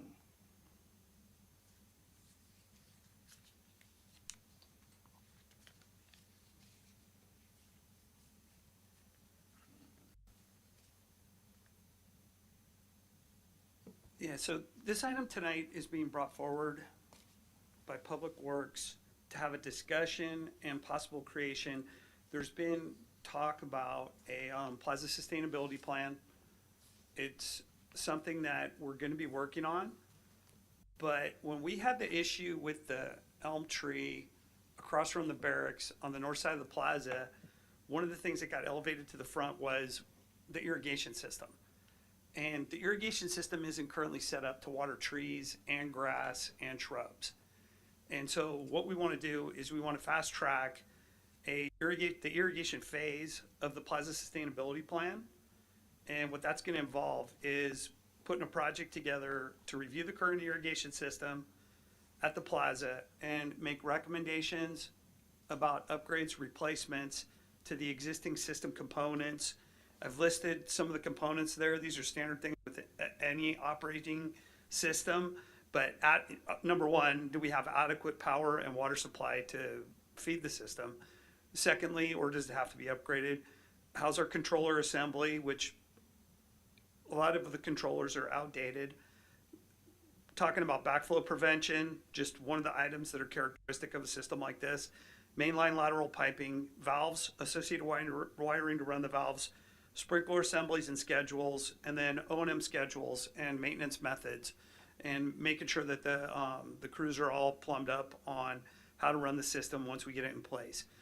The next step in the process, staff is going to draft a request for proposal, and this will have a relatively detailed scope of the work for contractors and consultants to review and submit a proposal. What this scope of work is going to involve, it's not going to involve the work, it's going to involve laying out the plans for the work. Something similar to what we're doing with Berger right now, Olsen Park. And I just wanted to bring this to the commission's attention. And basically what we're proposing is a discussion, possible formation of an ad hoc committee to provide input on scope of work with Public Works as we work through this process for the irrigation project RFP. The irrigation plan is going to address adequate coverage for all watering zones of the plaza, including turf, tree, flower, and shrub areas. The city does have a draft template for our standard RFPs. And, with that, turn it over to the commission and see if there's any, obviously we're open to input tonight, but then if the commission wanted to establish ad hoc, we're open to that also. So with that, I will turn it over. What kind of input would you be looking for on this item? As a user of the plaza, you could have valuable input. And that could be anything from the grass isn't green enough to we need more roses to a little bit more technical, if that was your background, of assisting in defining the scope of work for what the RFP is going to request. I guess I'm confused by the fact that we're talking about irrigation, are we not, on this item? So Yes. you're looking for input on irrigation? Or that we... In the irrigation system, Commissioner Donnelly, did you want to comment? A comment, if it might be timely. the councils wanted to have a master plan for the plaza, and the idea is to start with phase one, looking at the irrigation, partly because of what almost losing the giant elm tree there triggered that. But again, I've been in liaison with Ron Wellender, who is also a landscape architect on the council, and with David Guhin, the city manager, and my understanding was that they were going to reach out to an irrigation expert consultant, Russ Mitchell, together with John, our city arborist, and then if we do appoint an ad hoc committee, have them walk through the plaza with this consultant and John, so they begin to get some sense of what the issues are and what the proposals are when the scope of work and the next steps are defined by that consultant. And at that point, the ad hoc committee could possibly assist in doing RFPs for how you're going to actually then do the next steps. But how does that, I mean, that was my sense of discussion with Ron and David Guhin on this. Yeah, and that has been brought up. That has not been finalized. And tonight was the first night I heard his name. So basically it's been talked about, and that could be one way, is to attend the site meeting, because all the different aspects that are going to be improved and problems that we currently have. And I mean, this could come completely from a user. I mean, we have flooding issues out there that could, and you know, those probably aren't necessarily related to irrigation, more to rain. But there's parts of the plaza that are being overwatered, and all these things need to come into play, and it could result in like what you're discussing. And I mean, definitely it's going to be walking through the plaza and making notes about different things that need to be improved at a minimum. And from a technical standpoint, that's always described very globally in RFP. We don't go in and say, this is the problem and this is how you fix it. We identify a range of problems and we leave it up to the professional to come in and say, you need to revamp this entire system, or you need to do this to address the problems that I see out here that you've identified, some of which in the RFP. So it's pretty open-ended. So if I understand everything that both of you have been saying, it almost sounds to me like the ad hoc would come after the professional has had a chance to just take a look and is ready to discuss it with someone else? Am I mistaken? Yeah, the only thing is, adding a professional at this stage of the game typically doesn't happen. And there's been talk about getting a person in there that is a little bit of an expert, and I've had very brief conversations about this, but to help start the process. How antiquated is the current system? I think it's pretty antiquated. You know, because a state-of-the-art system would involve weather monitoring and remote sensors of where water is needed and not needed, and it could develop into a pretty sophisticated project pretty quickly. Most definitely. And you've got things like flow sensors, master valves, remote control, radio antenna. Yeah, Rainbird's got some pretty advanced controller systems that I've installed a few of them, not here in Sonoma, but elsewhere. And yeah, that's pretty much number one. That's your brains of your system. And that's what's going to give you a lot of different capabilities to do shrubs over here, trees over here, plants over here. Because right now, and the day that we went out and did an investigation of the elm tree that we thought had the catastrophic disease, you know, one of the rainbirds was hitting it every time it went by. And so we were able to adjust the rainbird by about 15 degrees. We weren't going to water as much grass, but at least we weren't hitting the trunk of the elm. And that trunk has a pocket inside it that was holding water. And so being able to have a system that can facilitate a lot of different types, and I think what this is going to involve is it's going to involve a lot more sprinkler heads, doing a lot less in a lot more accurate areas. Yeah, but speculation. Does any of this involve the, just while you're doing new infrastructure, the ponds? Not yet. And that's not saying that it can't. The ponds are a little bit different, and there's, those two systems are connected. And so having the duck pond and the fish pond on the same system has its problems.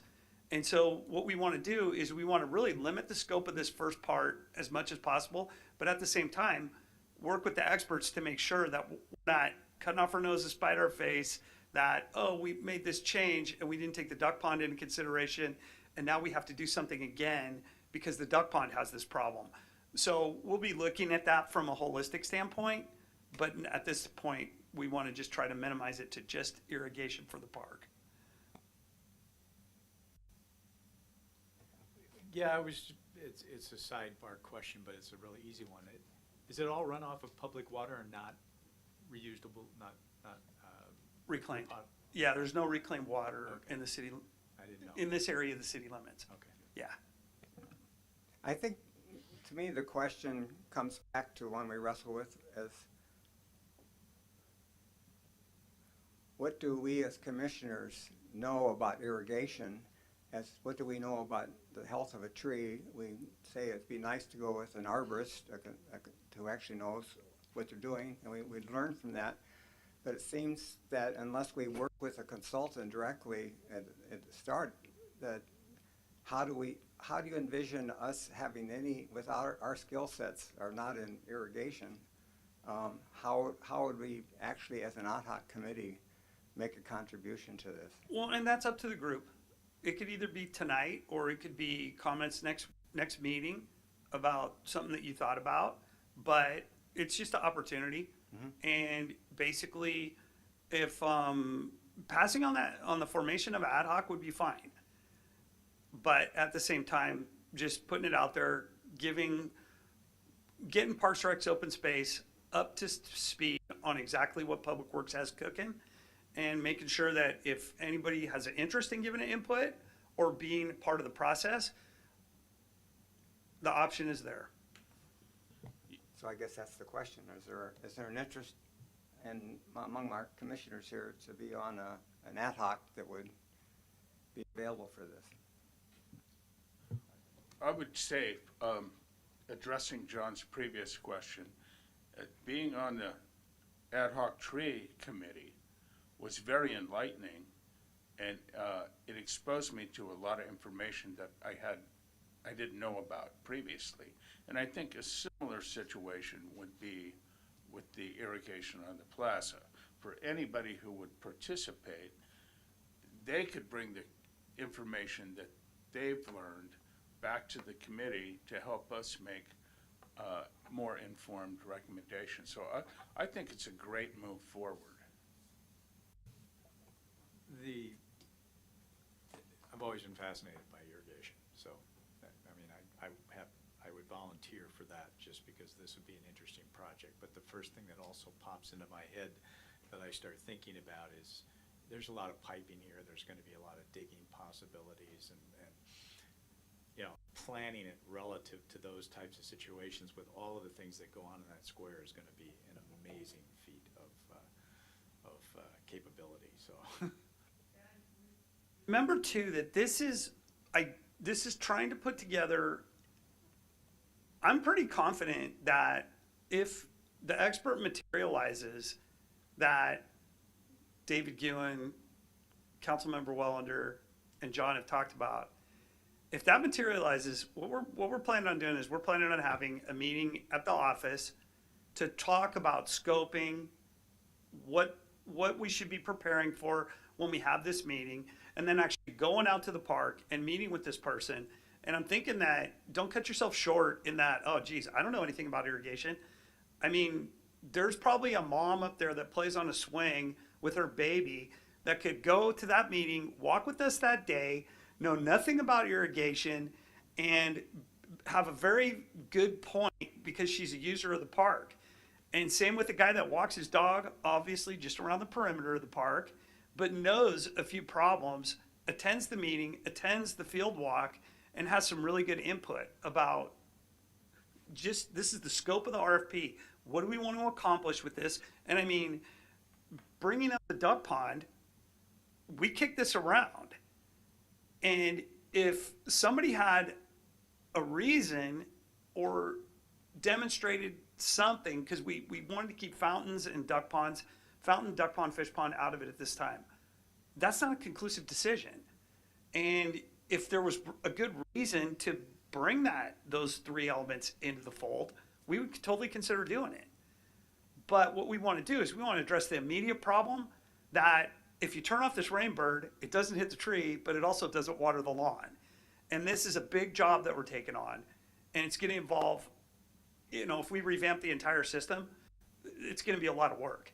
But at the same time, we're talking about turf management, making sure that we have adequate ability to take on all the different shrub projects and tree projects that could be contemplated. Obviously, there's a lot of trees in the plaza where they currently are. We're going to leave them, but that doesn't mean we couldn't target a couple different zones for a future planting or whatever. And, it's going to be along the lines of a landscape architecture, I would think, because that's I would expect the type of consultant that's going to bid this job, but it could just be an irrigation specialist also. And so, but here again, formulating the scope of the RFP is the first challenge, and that's what I'm bringing forward tonight.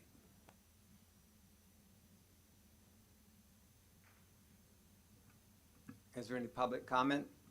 See nobody here to comment. Any further discussion from our pros commission? Do I have a motion for a creation of an ad hoc committee, or do you want to defer this for the time being? Well, let's see if we have any volunteers. I volunteer. I'll volunteer as well. Thank you. Do we need to make a motion?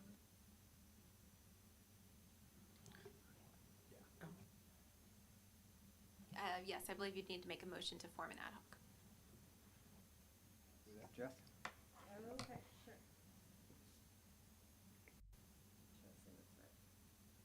I move to create an ad hoc committee to participate in the irrigation phase of, can I just say 5.3, item 5.3?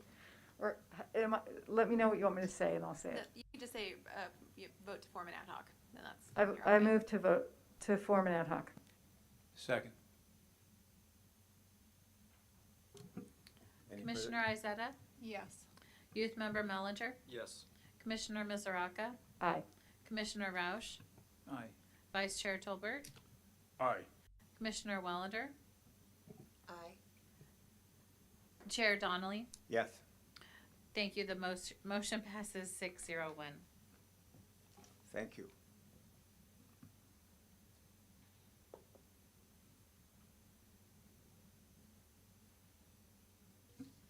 The next agenda item is a discussion of the Sonoma Overlook Trail and Montini Preserve signs, and again, a possible formation of an ad hoc committee.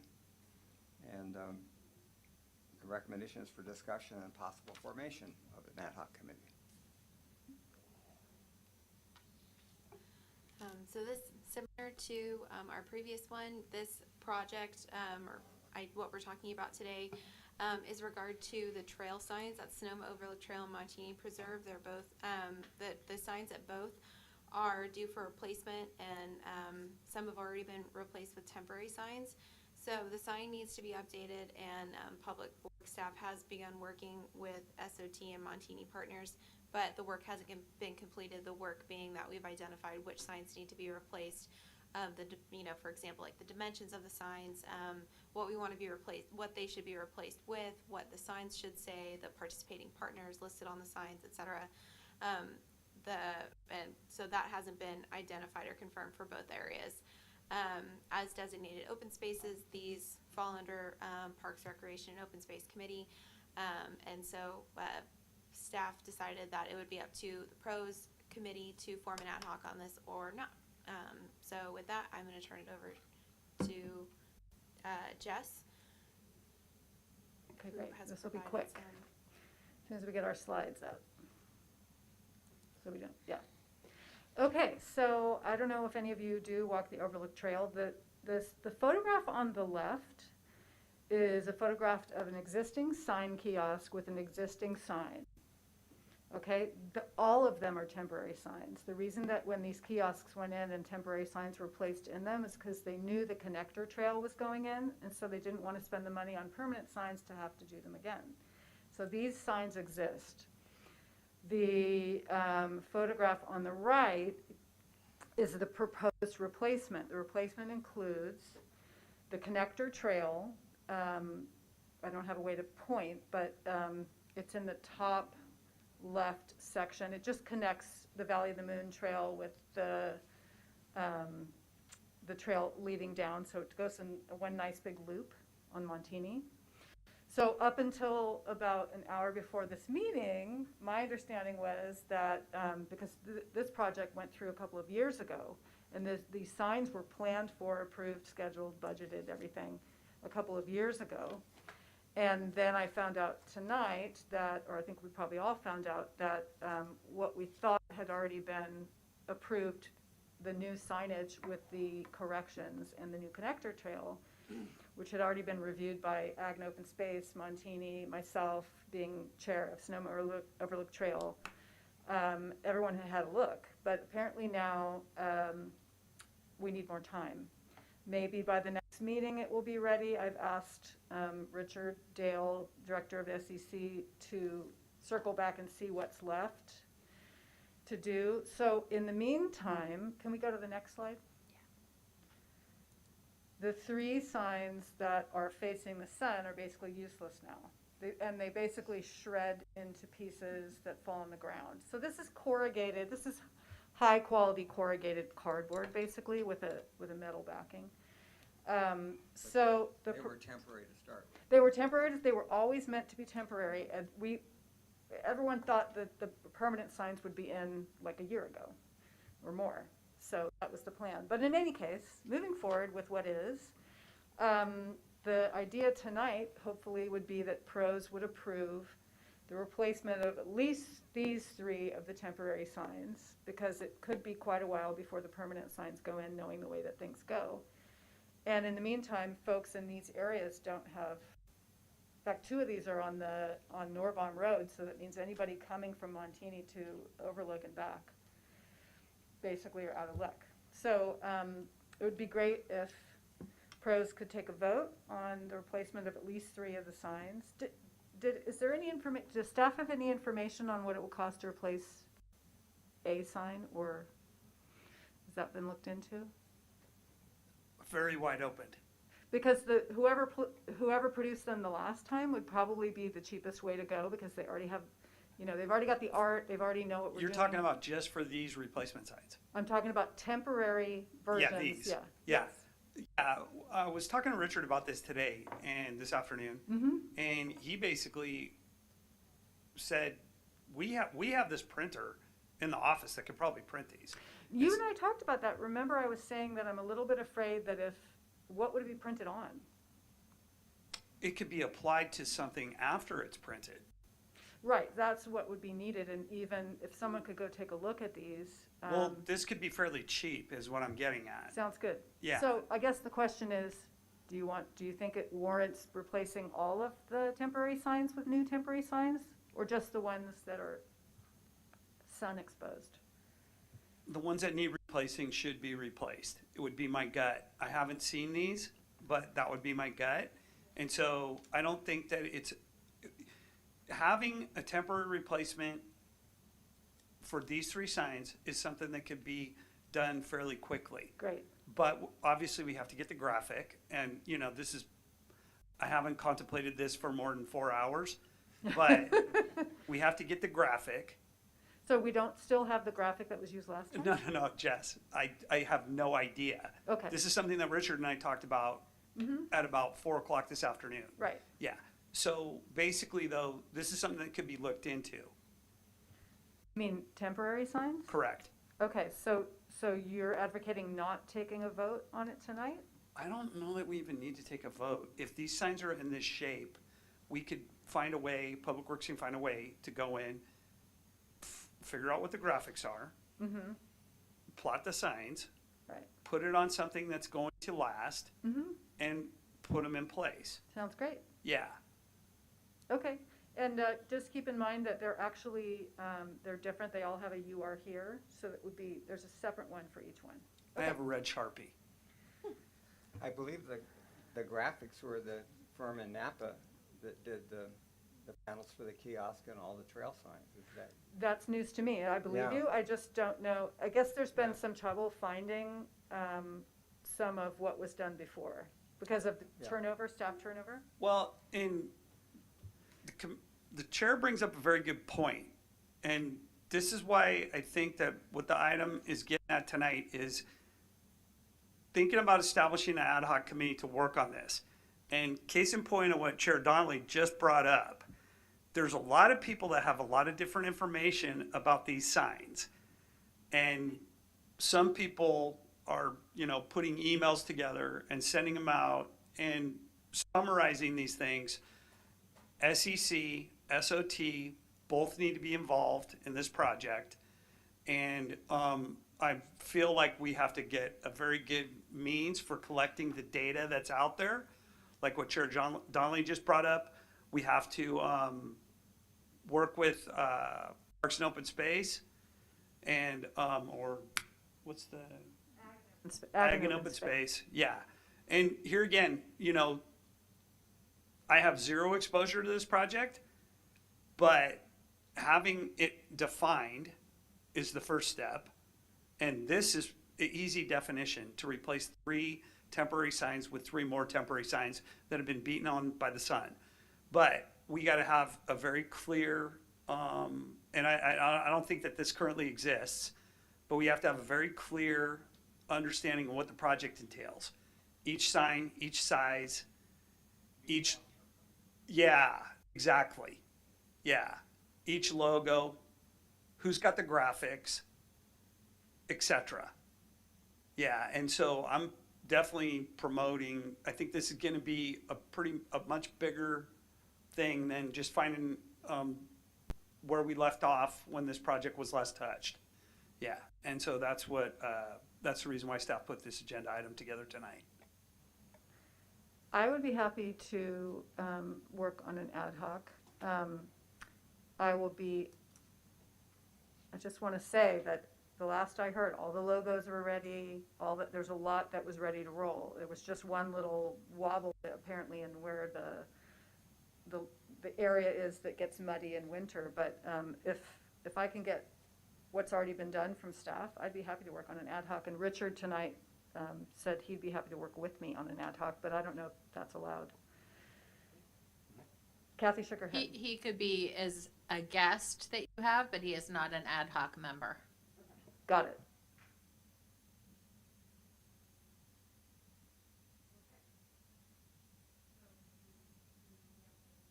Is there any more discussion from the commission?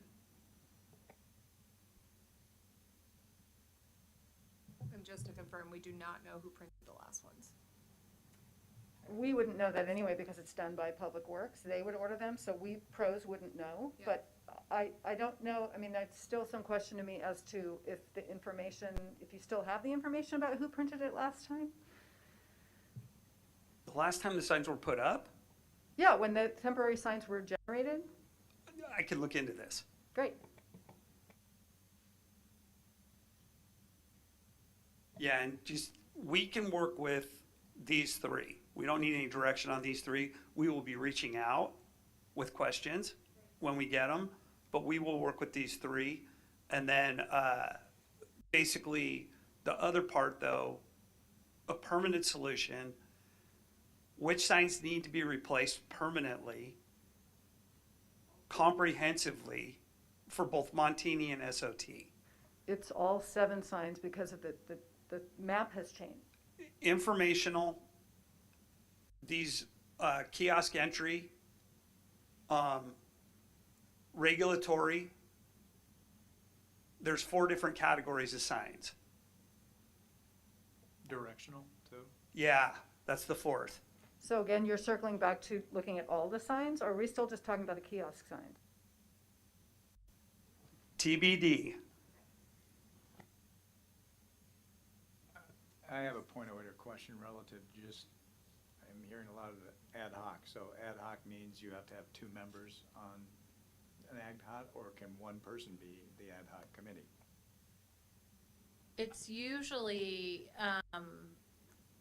not a quorum, so it would be three or under.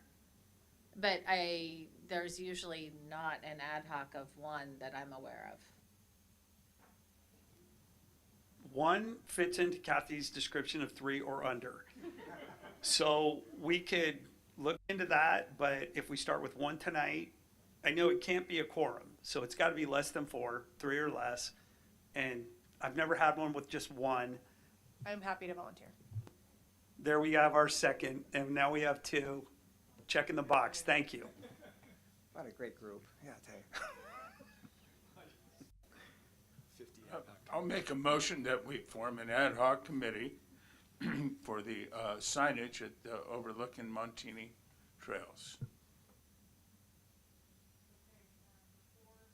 I'll second that.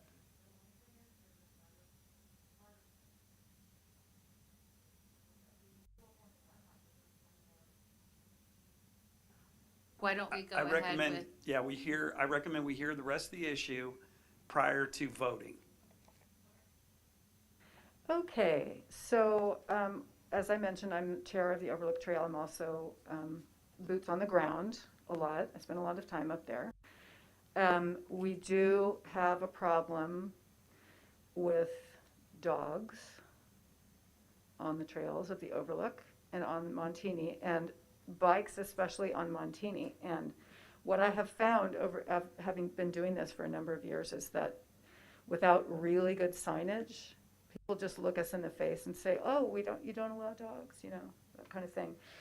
The sign on the right or in the middle that says "No dogs, no bikes, no smoking" is a sign that was made by one of the volunteers on Montini. It's sort of semi-permanent. It's nicely mounted, but it's basically, it gets ripped off and ruined a lot. The sign on the left, which says "No dogs allowed," is one of a number of existing signs that are on some of the trailheads. What we'd like to achieve, and now I'm talking as the chair of SOT and also a volunteer at Montini, is for, first of all, some more of these permanent brown signs to make sure we've got one on every single trailhead. There's some that are missing on every place we can put them where people enter. A couple of those locations are on Field of Dreams, where people can get into the system and pass right by. So people will bring their dog if they find a way to. And it's protected habitat, so it's not a good idea. So, but the proposal is that the new signs would be like the brown sign, but say "No dogs, no bikes, no smoking," and hopefully include, if needed, the ordinances that go along with that. So I don't actually know if the city requires the ordinances. Fine by me. It's just I'd love to see that, and I'd love us to be able to put those signs up. So that's the other thing. My experience would be that, and I've gone to a lot of parks, people pay attention when there's a penal code stated literally on the sign. I think it's ideal. It gives them just a little bit of a fear of God, so to speak, or fear of the retribution. Yeah. It works. Thank you. So I feel like, and please correct me if I'm mistaken, because I often am, I feel like this guy could almost get a vote tonight. How does staff feel about that? So unfortunately, we didn't put together, the staff agenda item wasn't for approval of signs, it was just an ad hoc update, so informational only. So generally speaking, if you're going to adopt anything, we want to have like an agenda item summary that specifically staff is recommending adoption or saying A, B, and C in order to adopt it. So that way you have a record of it. For example, if you wanted to go back and cite it in Civic Web or something like that, that you would be able to find it. Okay, so how can we move forward with it? So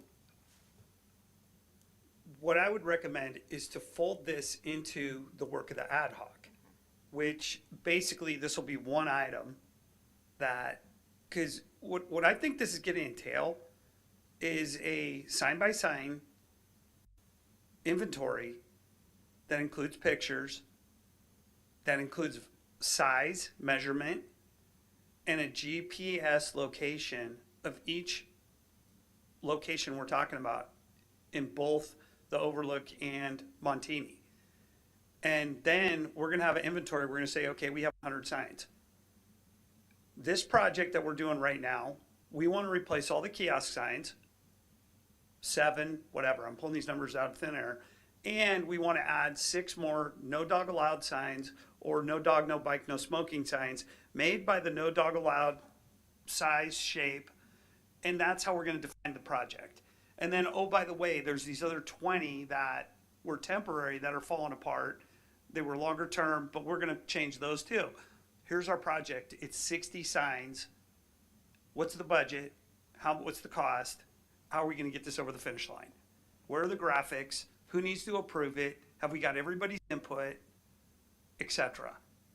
Okay, so this harkens back to what you and I talked about before, which is that Chris started to do an inventory of every single sign on both trail systems. And so you're talking, so just to be clear, you're talking about making sort of a map and a ledger of every single sign on both trail systems, every single permanent sign, right? For all the things that Chris or myself or Ashley are doing at Public Works, I got that. I just have to get into it. Okay, so. Meaning, I have to spend a little bit of time looking at this project, talking to Chris, looking at what Erica did in the past, get everything current as we can, and that's our starting point. Get a meeting with the ad hoc, figure out who's going to be on the ad hoc, figure out how we're going to solicit information from outside sources, and then start putting the whole thing together. But Okay. as far as like checking in with Chris and things like that, we got that.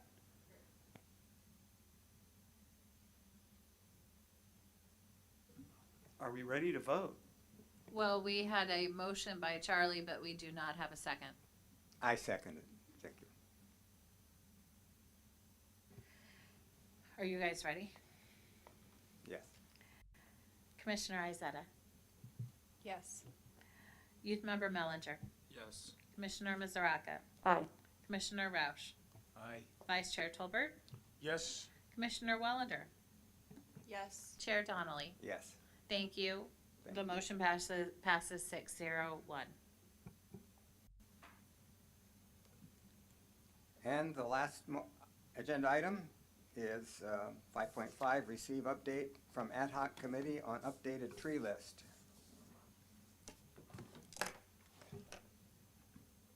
Do we have report from the So, from Jeff? my understanding from Jennifer Gates is that both yourself and Jess and John have worked on it. So we're going to turn this over to you. Okay, great. So again, this item came about as a result of discussions at the Joint Tree Commission. Pretty much everybody agreed that the tree list, and I've been looking at it for a while too, and just been, everybody knows, pretty frustrated every time we approve a tree removal that we didn't have a real solid list. So what I ended up doing after the Joint Commission was sort of looking around to see what was available, and I learned about the UC Master Gardener Program out of Davis. Made an appointment with the director of that program, and we had a Zoom meeting. John Meserve was there to be introduced to their climate forward tree list. They actually had developed one for Santa Rosa that was adopted by Santa Rosa. So when you're looking at these two lists, the one where the left column is all green is the climate forward list. The one where there's some green and not is the existing recommended tree list of the city of Santa Rosa with a few, well, maybe quite a few adjustments as a result of a meeting between John Meserve and myself trying to get these into shape for you all tonight to have a look. So the way that they developed their climate forward tree list is they were looking at the next 100 years. What trees would have the promise of being able to survive and hopefully thrive in the next 100 years. And they evaluated over 100 trees. They were looking at lots of different factors, including, extreme heat, average high temperature, pest resistance, temperature, damage, nuisance, maintenance, whether or not they were native. And as the chair of the Overlook Trail, I can tell you that a lot of times what happens is with great drought, a lot of times a tree can survive for a while, but if one more factor comes in, that's it, and it falls down. Sometimes they snap off right in the middle of the trunk, or the whole root ball comes out and they fall over. And in keeping with the city's desire to expand our tree canopy, it only makes sense to have trees that have the best chance of survival. Now, the Santa Rosa group they don't have a list as big as this green climate forward list, because they only agreed that they wanted ones with a score. You'll see the third column is a score, a total score of 29 or higher. So they're recommending, they're using in the city of Santa Rosa only the ones that are 29 or higher. So that would exclude a number of these. They also, strangely, the Santa Rosa list only includes one large canopy tree. So I asked the Master Gardener program for the full list, which is what we have here, so that we'd have the option. Not everyone wants to do a small or medium tree. And then John Meserve, generously, he and I sat together and went through the list to eliminate the ones that just didn't seem to make sense for our town. So tonight, in looking at these trees, there are 24 trees on the standard list. 8 of them are ones that occur on our climate forward list already. That's why I marked them green. There are 32 climate forward trees.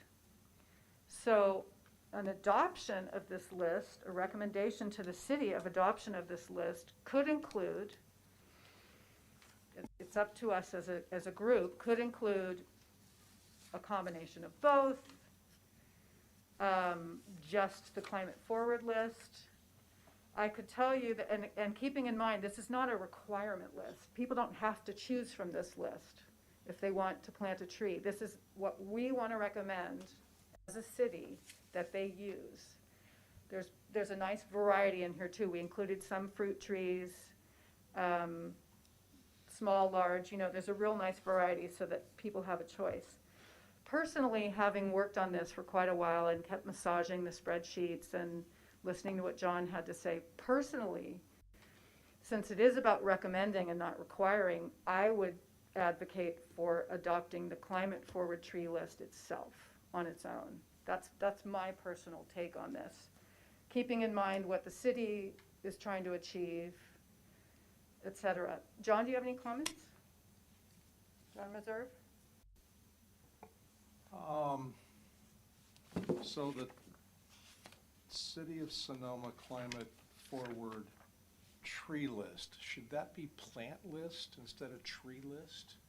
That was something we talked about. I mean, there's things on here that aren't really trees. We talked about recommended trees, recommended plants for a landscape as opposed to street trees. Okay, so I think what you were saying, and I do recall you saying that some of these manifest more as a shrub. Is that a subjective statement? I mean, could these not be considered trees? I mean, all I'm saying is that literal? I'm not sure what you mean. Well, I guess what I'm going to ask, just to clarify, is there's a huge difference between a tree and a shrub. So, I mean, obviously, but I don't want any shrubs on this if we're going to talk about shrubs. I don't want shrubs replacing a tree in a tree list. You know what I mean? I don't want them to have that option.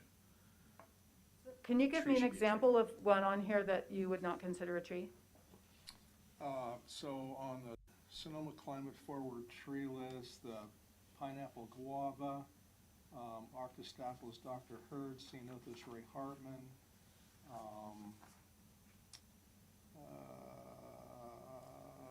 pomegranate. Okay, Just as an example, those typically are not grown Okay. as trees. So they'd be fine in a front yard or a backyard, but not really as a street tree. And I'm not sure if we're differentiating between street trees and trees, good climate forward trees in general. okay, You know what I mean? yeah, I guess we should have, So maybe another segmentation of this might be good, not to give more work. either we could just remove the ones that John considers shrubs. Or call it a shrublet, or call it a plant list as opposed to a tree list. Okay, we could do that. That would, Yeah, I So, think that would solve the issue. Delineating, Yeah, because what I don't want is people to come in here and we go, well, you're gonna replace this with a tree, and all of a sudden it's a shrub sitting there, right? So just segment it, that's all. And then you also give them the option, if they are looking for a shrub to place in the front yard, we're being helpful for them, we're showing them drought-resistant ones that would be good, right?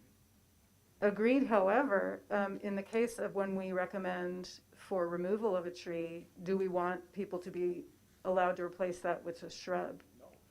So then maybe we need to remove the shrubs. Since this list would be, it depends, this is why I wanted to bring it to the group to sort of philosophize about this, because what do we want this list to be? I think it also comes back to the last meeting issue of they have those 6 redwoods and they don't want trees next to their house anymore because it's going to have an issue long term. So she wanted to put shrubs in as an alternative or something, and we said, you need to plant 40 of them to suffice it. And so that's the delineation that we still need things updated on our recommendations, and I think that's what it keeps coming back to, is we don't want to just say trees or shrubs, because if there's a true issue of having a deep-rooted tree next to the house that's going to create structural issues, we don't want to continue to recommend trees. Does that make sense? It does make sense, and it makes me think even more that we should eliminate the shrubs and just use, and with your help, John, we could eliminate the shrubs and dial this list down. And as you can see, it's a pretty big list as it is.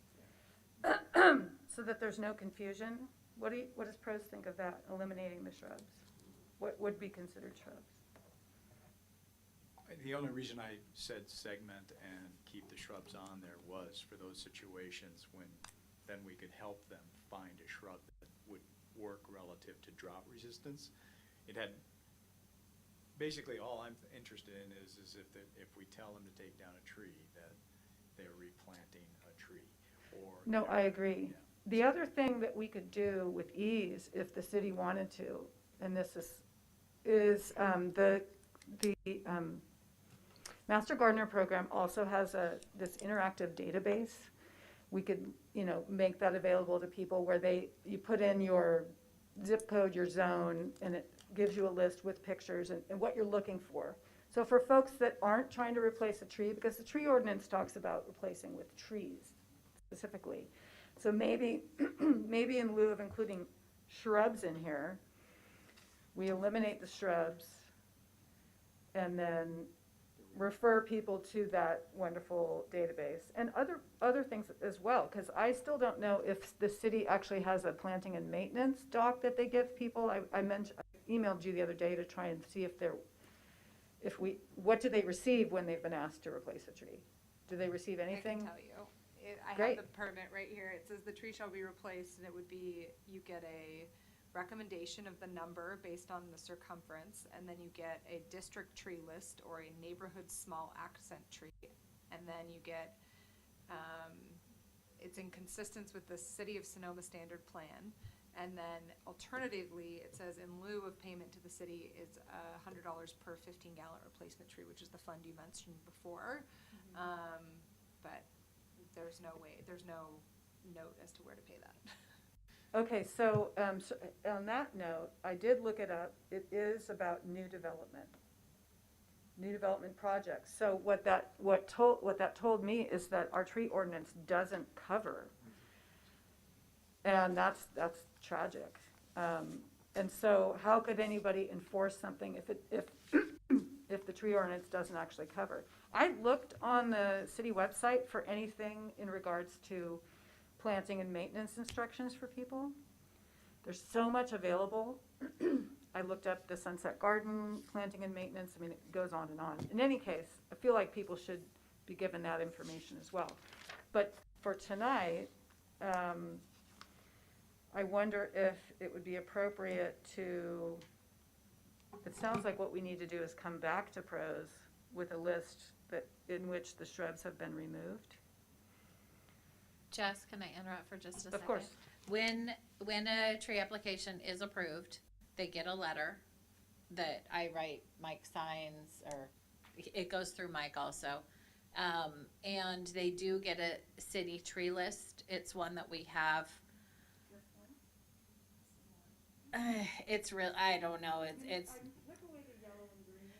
I mean, it's a horrible copy, but it's the only one that I have on, and that gets submitted with it. Maybe because it's really small, so that's probably it. And so that does get sent when they get the letter.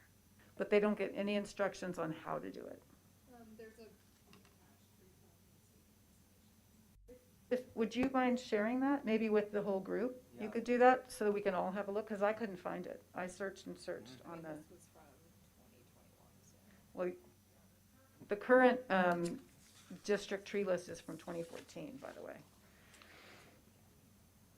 So, anyone have any comments about that?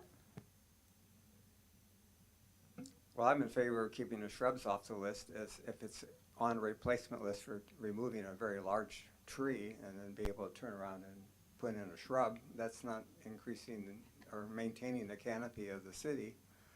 So I think that as far as applications for tree removal should be restricted to the climate forward trees, and if they want information on shrubs on their own, that your website that you're suggesting would be a good direction.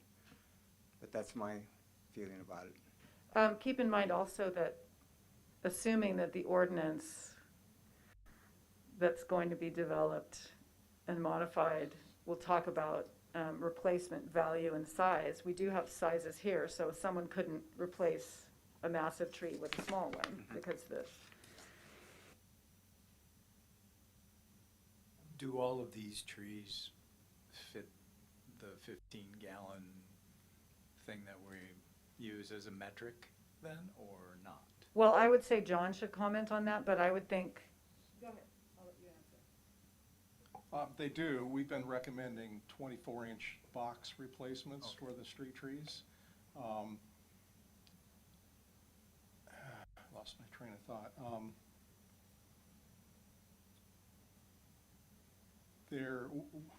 So that detail that you're talking about, that planting detail, we need to look at that and make sure that it addresses root barriers, staking, all those things. I'm not sure what it shows, but that's. When you say the planting detail, are you talking about what are you talking about? City Standard Plan 120. It's in the City of Sonoma Standard Plans, which are on our website. And it includes staking. It's the title of it is Tree Planting and Staking Installation. There's 9 notes. It's got stakes. It's got your irrigation system. Great. Notes about fertilizer, gravel drainage, weed barrier. Yeah, 24-inch by 10-foot root barrier. Okay, panel, great. et cetera, et cetera. For the edification of the newer members, there's been some back and forth about 15-inch versus 15-gallon versus 24-inch. The discussion had to do with the fact that there are some professionals that think the 15-gallon can thrive better because it hasn't been in the container as long. But John pointed out that if someone does plant a 15-gallon, oftentimes it does need to be staked and sort of nurtured a little longer. So that's why there's been this, mention of both. And I think also often 15-gallon trees are easier to vandalize. Get much smaller trunk, easy to snap off, you know, kids, whatever. The 24s may not grow quite as fast initially, but they typically are a lot more stout and I think tolerate conditions better survivability. So do we give then, when we talk about this with the replacement trees, are we saying 24 or we're saying 24? We generally have, yes. Okay, thank you. And it's Well, I- specified in the tree removal permit. Yeah. 24 inches specified in the tree removal permit? The size of the tree is specified in the tree removal permit. The size of replacement tree? When we finish off a removal permit, we specify the size of the replacement. I was aware of that, yeah. Okay. Yeah. And the goal of the item tonight, though, is just the tree list, correct? Yeah. Yes. I just wanted to have the rest of the information to better work with this, knowing what was required of people and what they've been recommended. I thought would be helpful when we were looking at what we're putting in this list.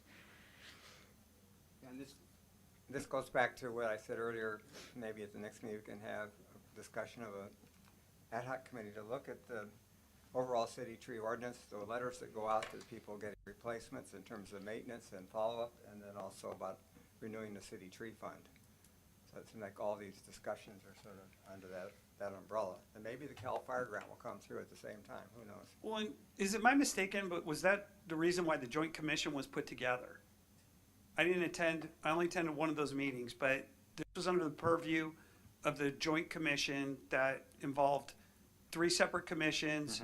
One of the items that group took on was this item we're talking about, right? Right, and then my understanding of that, Mike, is that group segued into this CAL FIRE city tree canopy management proposal. And so it's been sitting there. I don't think that joint committee hasn't done anything since then.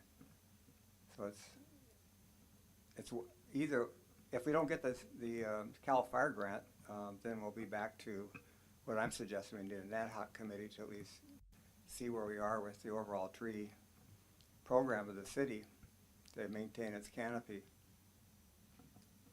But that's how I see it. Is anybody?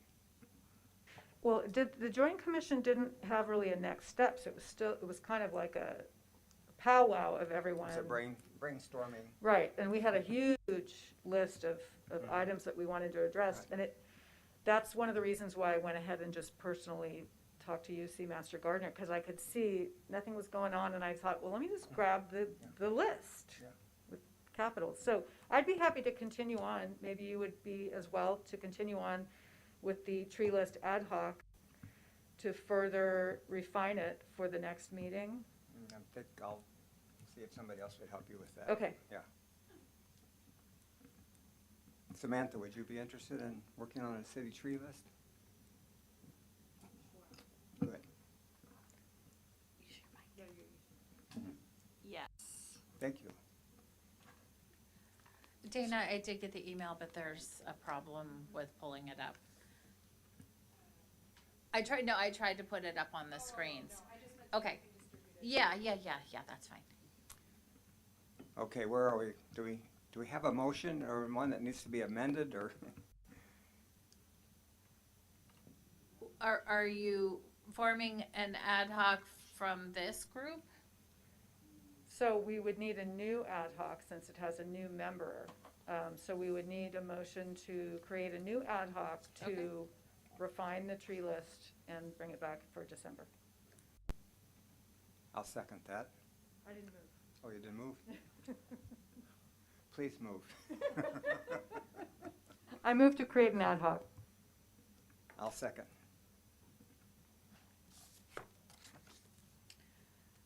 Commissioner Izetta?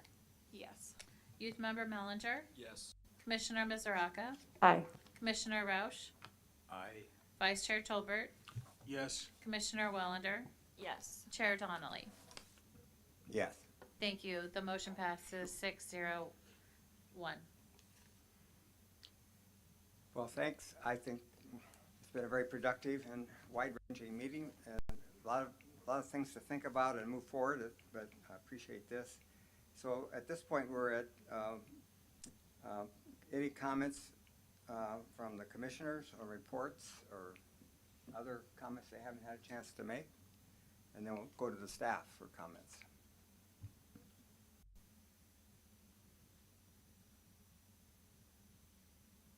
Do we know the date in December for our meeting?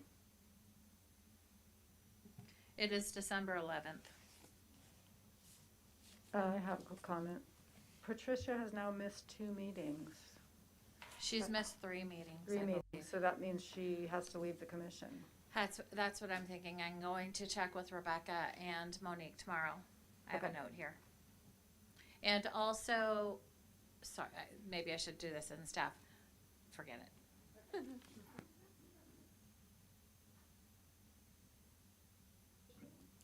Any other comments from our commissioners? How about the staff? Yeah, I just have one more comment. Tonight, Ashley talked about a couple of different projects that we have going on at the Plaza, one of which is the bench replacement for the amphitheater, second, bench replacement for the rest of the benches and tables in the Plaza. We're spending Prop 68 money on that, as we already discussed. We probably don't have enough to spend for 100% of the benches throughout the Plaza. We have enough for the amphitheater, and then we're just going to selectively spend as much as we can with the rest of the Plaza, but we may not finish that. Another thing that we've got going on in the Plaza, if you'll remember last year, we did our first in a long time tree trimming in the Plaza. And based on the Bartlett report that we have, that's probably about 3-4 years old now, we went through, we identified all the ASAP and level 5 trees that need to be trimmed, or I think it's level 1, trees that need to be trimmed. We got all the ASAPs and all the ones, and in the next month or 2, staff's gonna be putting together a project with our on-call tree trimmers, which we just opened proposals on Monday, and it looks like we've got a good group. We'll enter in a contract with probably 2 tree trimmers to be able to do these jobs more easily versus putting an RFP out for every job. And so we'll be starting round 2 of the Plaza tree trimming. I'll be I'm currently working with John Meserve, putting that project together and just making sure that we got all our bases covered for getting those trees trimmed. So that's the update for staff. What do the new benches look like in picnic tables? Are they just the same as the existing one? The same, and they will be painted the same color.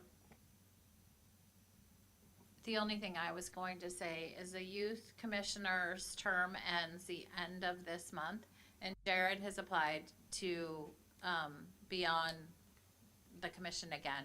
So we're going through the application process. It's council appoints that, has nothing to do with us.